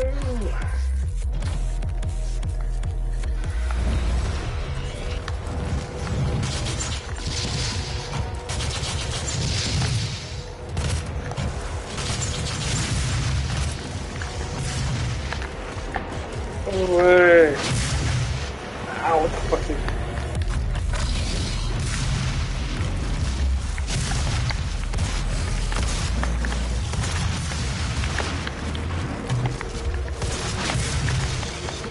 Get him! Fuck, that works.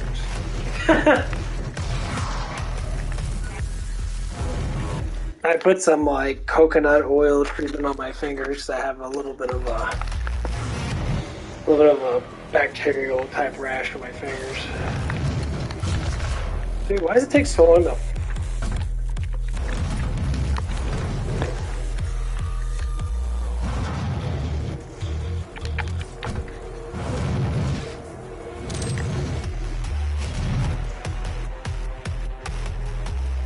I got a little while ago when I was at fucking Hooters.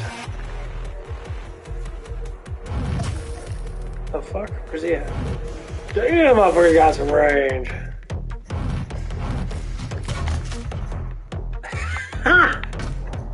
Okay, that was pretty good.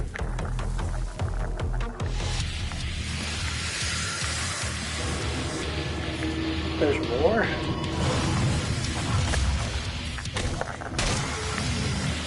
And I get a rocket launcher or something? Guess I'm missing out on the rocket launcher now.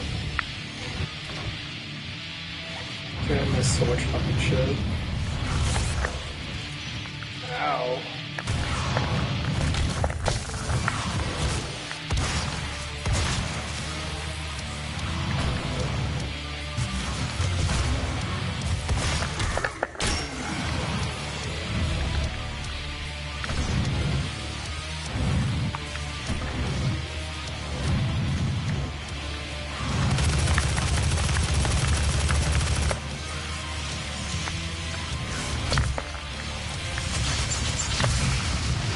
What the fuck?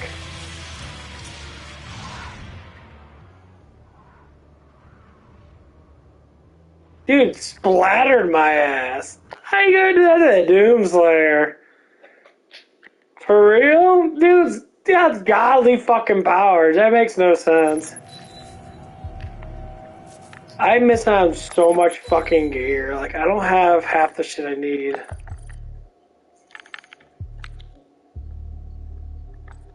Yeah, suppose I get a fucking rocket launcher right here. This rocket launcher right there, but I don't have a rocket launcher. Turbine room doors now open. I don't even have the plasma rifle yet, because I didn't get it.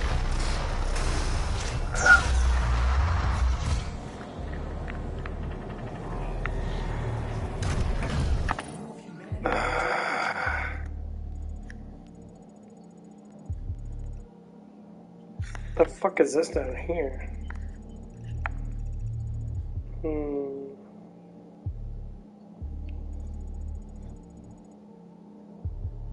Okay. A duty. Okay.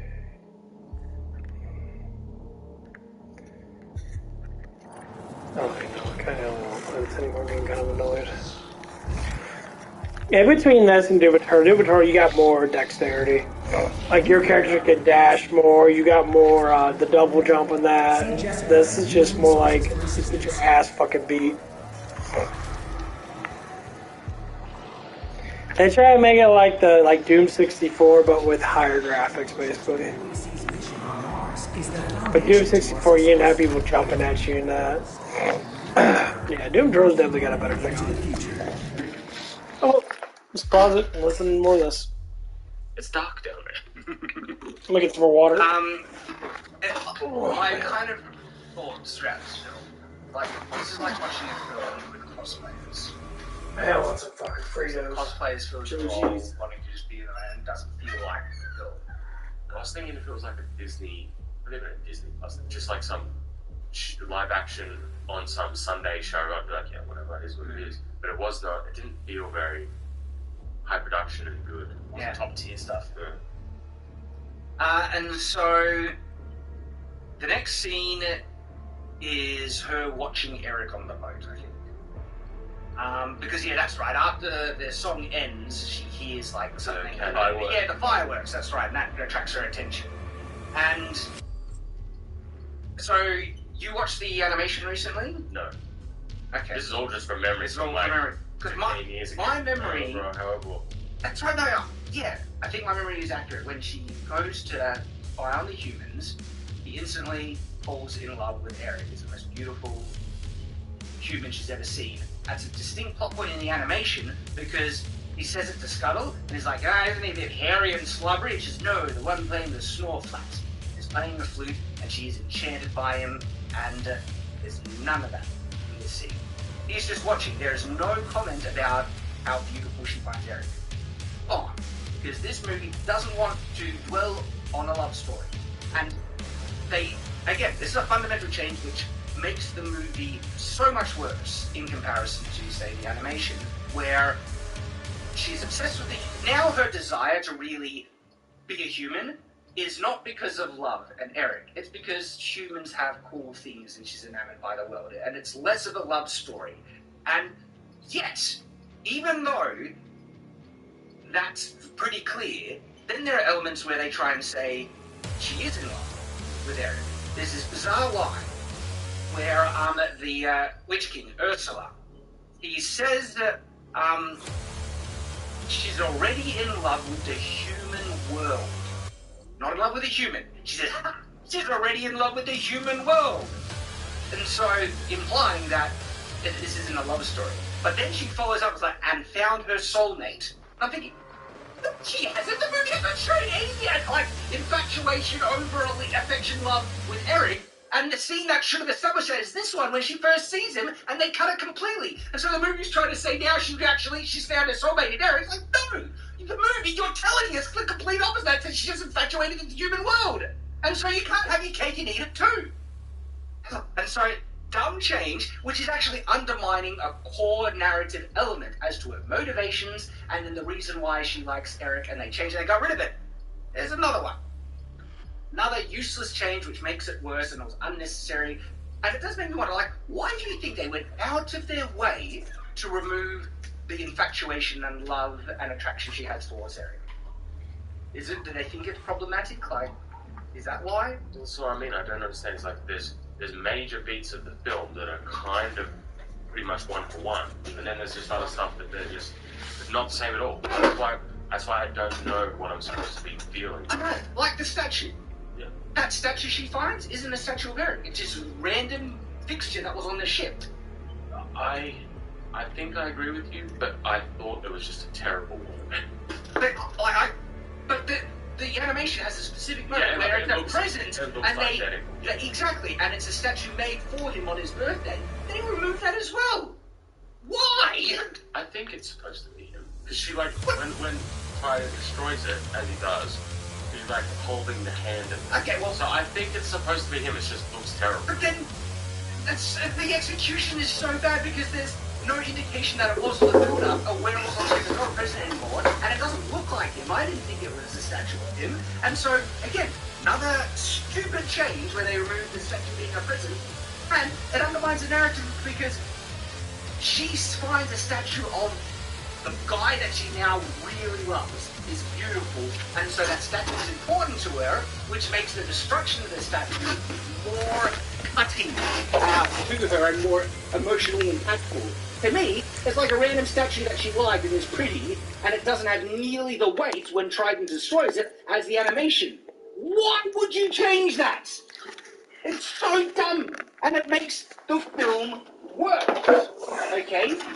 Because originally there was that connection. Now the impact of Trident, it's not there. So another big one as they're dumb, and it's in this scene that has changed, and so we have her not remarking on Eric why he's beautiful, the statue's not there, so... So that's what they had to do. This is Night Watch. I feel like review. movies and shit, whatever else. Basically, they're talking about the Little Mermaid. They're talking about what's the difference between the original one and the new one, the live-action one. And the political world, because Hollywood likes to think that everywhere other than everywhere else is like Hollywood, which is not true at all. No one gives a fuck about Hollywood. I always say that stuff a lot. They say that way too much. Again, I already mentioned, but this is where I took the note, is like, there's been no real emphasis on a beautiful voice. Like, her voice isn't a distinct, important feature of her talents here. Well, the fact that they even call it a siren call. Yeah. They did in the original film. It was never mentioned in, like, because when you say it's a siren call, it has, like, a negative attack. Yeah, it has some magical like, effect you're to allure. forcing him to do it. It's like, but in the original film, it's just her voice is so beautiful voice. Yeah. And so it actually makes her song, her voice, in this film, like an evil, trapping thing. And so, again, it's another change that was completely unnecessary and made the film worse. It's on the list. We've got a growing list. It starts raining really heavily in this one. The storm comes. Like really, really heavily. As in, you're in there 2 seconds, you'd be drenched. And so now they want us to just accept that someone knocked over a lantern and the entire ship suddenly bursts of flame in heavy rain.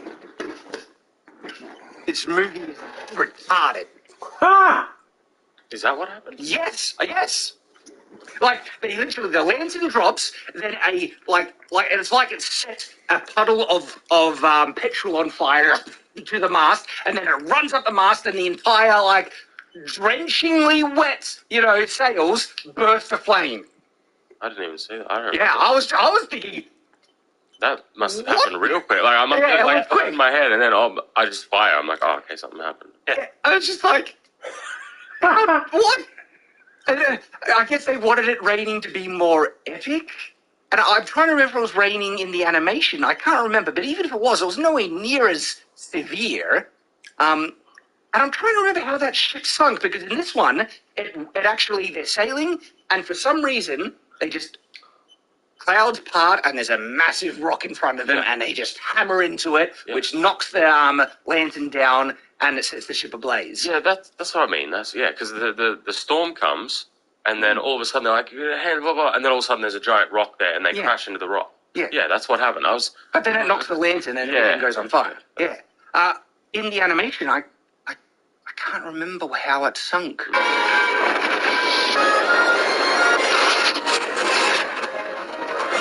I think I can go out on a limb and say it made a lot more sense than this version. I've got a feeling it's probably the same.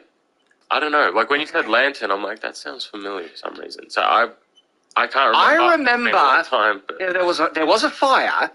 I don't remember it raining so heavily, and the fire was reaching the explosive or fireworks thing, which explodes the boat. But they recreate the thing where he goes back to save his dog, but then the ship gets knocked, and then he slides off the side and is sinking.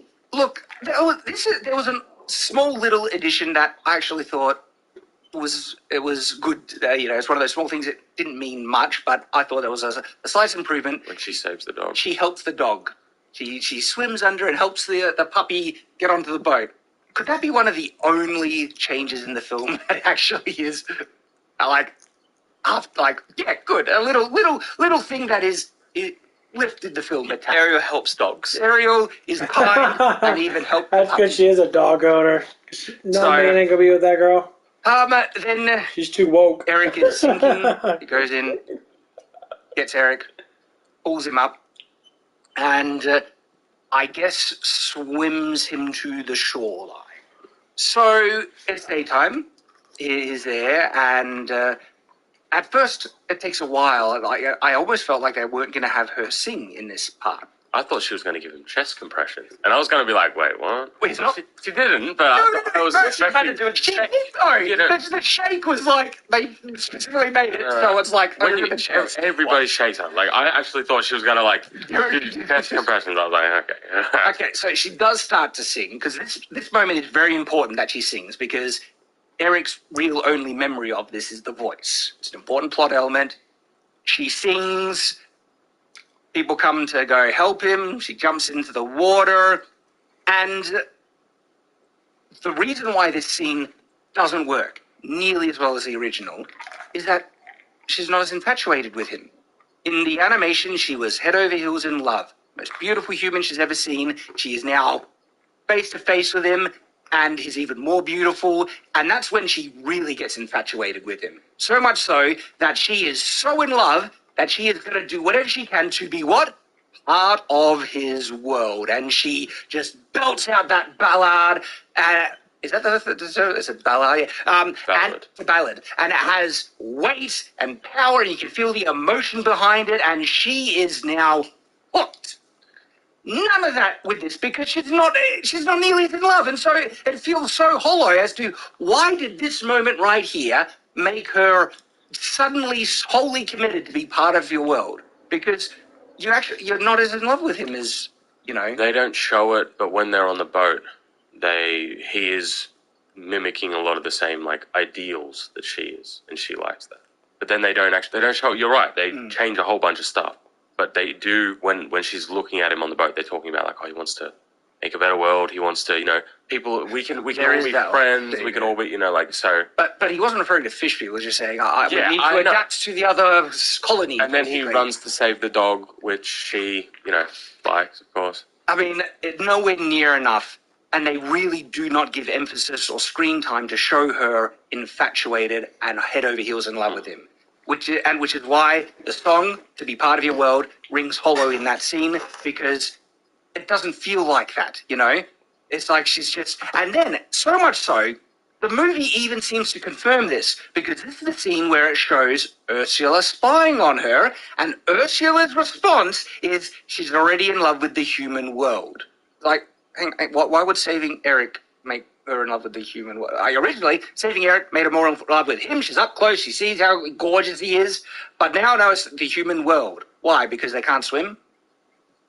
Do you like his clothing? What's made you fall in love more with the human world in this interaction? It's just... So it falls flat. So many of the emotional beats in this film are so much less, to the point of it's falling flat because the narrative structure isn't there. And they've removed it. And so then she's like, then Ursula, she's found her soulmate. It's like, no, you haven't really sold that at all. It's not really. Okay. So now Ariel is supposedly committed, going to be part of your world. And Sebastian really wants to convince her, no. How will he convince her? Well, he's gonna sing a song. Now, originally, Sebastian was a composer, and so it made sense that he could really just pull out a great song out of nowhere. And it made sense that Ariel could sing really well because she had a beautiful voice, and so she was a singer. Hence why he organized her birthday party. Yep. But now, Sebastian is just a counselor to the king. And so it's... And look, don't get me wrong, I know there are many other films where people aren't defined as being singers and everything, but it just actually had a bit more narrative sense in the original. Sebastian singing when... oh my gosh, I just realized they cut a song. What song? Bat darts, though incredibly narrow in range, are far less useful than lasers, which refract attacks, but the bat dart is a very strong growth weapon, and at first we had to do our best to destroy as many small aircraft as possible. However, you can constantly strengthen yourself by collecting these stars after you destroy your enemies. Once the gun is powered up, these tiny darts turn into huge darts that can be catapulted back and forth between enemies who break like a dog. We upgraded it all the way up to Super Gun. This way we don't have to move back and forth anymore. The darts bounce back and forth between enemies, and spread out and do quite a bit of damage. Even when facing the boss, we don't panic. We only need to target one part of the boss, and the reflected darts will hit all his weaknesses, so we can fully dodge the bullets fired by the boss. You see, that's how easy it is to beat the war.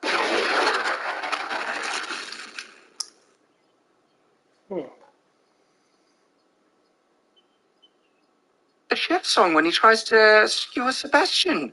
They didn't try and cook Sebastian. They didn't try and cook Sebastian. Huh. What? He just escapes. Oh, what left is it this? out. How could I miss such a delicate and succulent crab? Oh, for God's sake! They injected crab new ones and actually had one? Yeah. I can't believe we all forgot about that one That too. actually would have helped the narrative of this film because they wanted to make this film show like humans bad. You know, the conflict between land and sea. They showed the fish on the wall. In But the wall! yeah. That would have been the perfect song and scene for that narrative. And they cut it. It's just a stupid movie, man. I'm Little adding that one Mermaid just is while I dumb. remember. I can't believe that they cut that. They got the whole chef song with Sebastian. And Sebastian was running around into the kitchen and shit. And the guy was trying to like chop him up in that. And he was singing that fucking song, like cooking him in that. He tries to put him inside the boiled pot. He jumps out, like clips him in his nose. They took. Wow. So yeah, that's what I like about people that actually are more or less. I mean, I'm not saying that not just conservative people talk in depth about like stuff from that. These people are, conservative-based value people, and they always go in depth in all the stuff that happens. Right? I listen to Angry Joe and that. They're definitely no lefties. They're definitely not far lefties, but they're definitely liberals. At least he is. And the only thing he said was good about the movie was the singing. We didn't go into specifics. I didn't watch this whole entire thing. They were saying that it was pretty good, but I'm listening to these guys. These guys are doing a 2 hour, I'm halfway through this. They did a 2 hour and 5 minute review of this. They went from every little thing that was actually changed. I like when people actually do that. I like when they go in massive detail about every little thing. If it's a remake, they go in and try to look at it from all these perspectives. And it makes it so much more fun to listen to them. Like some people are like, oh, the movie's good because the singing's good. Everyone's just complaining about it because she's black. Dude, she's not even black. She's fucking tan. She's not even close to being actual African American. She looks more like Puerto Rican. Like she's tan. Alright. She's not that dark at all. I mean, yeah, she looks African, but so. Anyway, it's just I don't give a fuck about that. The only reason it doesn't work because Ariel was white. She had bright red hair. You basically made a tan Ariel that has a little bit of African look to her with dark brownish hair. It looks nothing like her. What the fuck? It looks nothing like her at all. It's like, what? Oh, how do you fuck up something like that? I mean, and the only thing I talk about is black people say is dreads don't work in water. They twirl apart. That's the whole point. But she's got dreads and shit in the water. It's so fucking stupid. If you're gonna do it, at least do it the right. At least give her actual crimson hair, not dull brownish red hair. It looks like shit. At least try to make it somewhat. That's so stupid. Wow. Okay, because what got me there was I was trying to think, was there anyone in the original who sung that wasn't actually a singer? And then the chef came to my mind. He was one. But anyway, Under the Sea. Ariel, we mentioned this, sings along at parts with it. And it's like, no, Ariel, you're against this opinion. It sounded worse. It actually sounded worse. It did sound worse, and it is contradictory in the way it's delivered in the story because Ariel is singing. In this one, she's singing along like she almost agrees with them. It's the line Under the Sea. She loves Under the Sea. She's getting along. So then, what, you're saying you want to stay under the sea, Ariel? In the animation, she's she's not into it. I think at one point she kind of starts to bop along because the music is there, but then she just, it's checked out. See ya. It's a big mistake.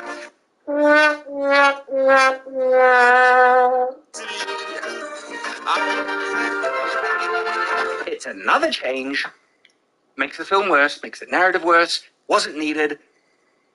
And this one, I can only throw to incompetence. I just thought, oh, we need Ariel to do something when she should have been just not, following along. I already was wondering, what's going on with the kingdom and the prince and stuff, because it already, in that conversation, I think the prince mentioned that, his mother took him in and was like, and then the original film didn't even have his parents at all. Yeah, it was just the prince. Like, not that I don't think they existed. It's just like it didn't require them. Yeah, the story does not require it. If now he has parents, we see his parents. We now know, now he's adopted because he doesn't look the same. It's like, well, then why did you do that? But the thing is, we know that in the original movie, he wouldn't have been adopted because the kingdom was very different. Yes. It's just I don't. This doesn't feel like a kingdom. It feels like a colony. Oh, yeah. Because like when they go down to the market, it's like just like a market. Mm-hmm. Like I'm sorry, princes don't really go down to those types of market on the shoreline with just random people everywhere. So yeah, going back, so the injection of the parents, I could almost see a reason for it, but then making him adopted is pointless, and literally there's no point. Just make him black. It would have made more sense. And so then they make sure that he's adopted. All right.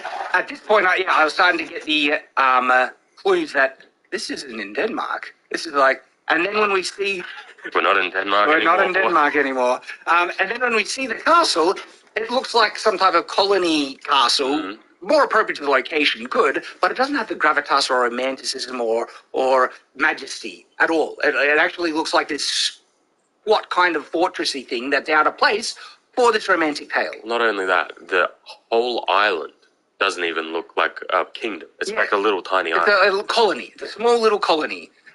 With not really, they call her a queen, but she's really just, I don't know, the governor of this colony, in the Caribbean, on this made-up island. And so it's a change that actually makes the film worse in the sense that there is not this romantic kind of majesty of this kingdom and prince and stuff. And so why? Well, they wanted to put the location, but this, for me, makes the film worse. It's lesser due to that change. And then so the next thing is the Eric song. Eric has a song. He's being rescued by the mermaid, and there's a walkway, path down from the squat castle they have along to the seashore that he's standing on, and he starts to sing this lovesick boyfriend. Didn't you like it, Nathan? No, I didn't. Why not? I could tell it was not from the original. Right. And the auto-tune was awful. That's interesting. So you knew I could tell immediately, yeah. Because it was so out of place. There was no gravitas, it was just him going, like it was bad. And his voice was weak. He didn't have the best voice for it either. And it was dark as well. And it was dark. Like Twilight And so when we say dark, it's supposed to be, imagine winter. It's like winter weather in all the time though. And then when you're in the ocean, it's just really dark. You can't see things. It's like that's, I feel like that's the best way to describe it. And at first, it kind of struck me with the song that they injected into the Aladdin remake, where Princess Jasmine is talking. I didn't watch it, Chad. Oh, because I don't want to watch something that's worse than the original. I didn't watch the Lion King remake because I don't want to watch something that's worse than the original. I haven't seen the Lion King. I didn't want to watch the Little Mermaid remake because it's worse than the original. For this one, now we're doing it for our viewers. We are taking the pain and hit. Look in their eyes and say, I did it for you. This is a legitimate sacrifice on Tyron's part. Look at how pained and scarred he is. Because usually when we go to watch a movie, when we go watch The Flash or something, something we know is going to be bad, it's at least the story's going to be new, so I'm experiencing it the first time. Kind of like Nathan. He experienced it the first time. Didn't like it, but he's ambivalent. I knew the story. I know the original, so I don't like it even more. I am so happy you said that because I feel like I understand you. Because that's my experience with Wheel of Time and things that I love. What your experience is not only cultural vandalism, but a desecration of your childhood. That's why I usually just avoid these things. The only time I can't avoid them is when it's like Star Wars. And even now, I'm just done. So, well, we're doing it as a sacrifice for our viewers. So you can get all the details of how garbage this is. Eric's song does nothing to lift the film because it's a bad song. It's poorly written. It doesn't have nearly the lyrics. Fucking garbage. It doesn't feel integrated into the story nearly as well. And I did not care about his character in this. The animation had more charm and personality, even though the animation probably had less screen presence and character. When I say characterization, time to show his character in the movie, you feel like he had more character though in the animation compared to this. This one, he felt very flat and, I don't see what Ariel sees in him. Granted, Ariel doesn't, because he doesn't see much in him either in this version. I think the only scene I liked between the two of them was when they were in the study, like going through all his like stuff, and then looking at maps and stuff. That was a good scene. There's some dumb things in that scene, but let's just gloss over all that because like there's so much dumb. There is. We're not glossing over anything, mate. Then that goes. This was a baffling scene. I had to suppress an emotional sound of resent. So there was just a boat shipwreck, you could say, right? And we see mermaids cleaning the debris that has sunk. First of all, odd that so much wood has sunk to the bottom of the ocean. Doesn't the wood float? Yeah, I can get how ships sometimes sink because they have ballast in it, and if water gets in, and then especially if they got cargo, that can pull down and overcome the buoyancy of the wood. But this is broken fragments of wood on the bottom of the ocean, which is there. So that's the first. Huh? What? What the fuck, dude? Yes! But at the same time, we want them to die, and we don't care if they have shipwrecks. Yes. This literally was the scene. Boat sunk, humans died, mermaids most affected. Do keep in mind, they want the boats to sink, and they want them to die. They're like, yeah, let them die. Well, Triton says they got what they deserved, basically. But they're complaining about the fallen debris damaging coral. This coral will take 1,000 years to think. And I'm like, no. We're literally like, there's literally countless projects around the world right now regrowing coral. It takes like 20 years. It doesn't take 1,000 years. And I couldn't believe it. Like, humans have died, mermaids most affected. I just really same vibes of what was it, the He-Man Revelation or something, when He-Man died and he's having this conversation. It was so bad. He has a conversation with Tina, like, I died, and then she responds, and we have to live with it. It's like they have to be the victims. Are you kidding me? No, it was just such a cringe bad. And this is a new scene, and it makes the mermaids look awful. And then it's also feels. I also don't understand why the princesses and king are cleaning. Yeah. Don't get me wrong, there's really confusion. Like, why is Sebastian looking after Ariel, and why don't they have other mermen who can look after Ariel instead? I have questions with this. That was in the animation. But the thing was, in the animation, he was more of like a friend, like Flounder. A supervisor that he was happy to send in because he was already kind of in her confidence. Yeah. Where in the movie, it's like, go, do this, Sebastian, because I'm too lazy to. Mm-hmm. So there's a number of just dumb things in this scene. Stupid! And that makes the mermaids sound really idle. They're trying to go the way. That's fucking dumb as fuck. Guys died on that ship. And Ariel tries to say, I'm sure they didn't mean to, have a shipwreck or sink. But then they brush off like, no, they're still awful because they're breaking us apart. And then I was like, okay, well, I'm getting off. I'll be back on later. Bye, guys. Dumb on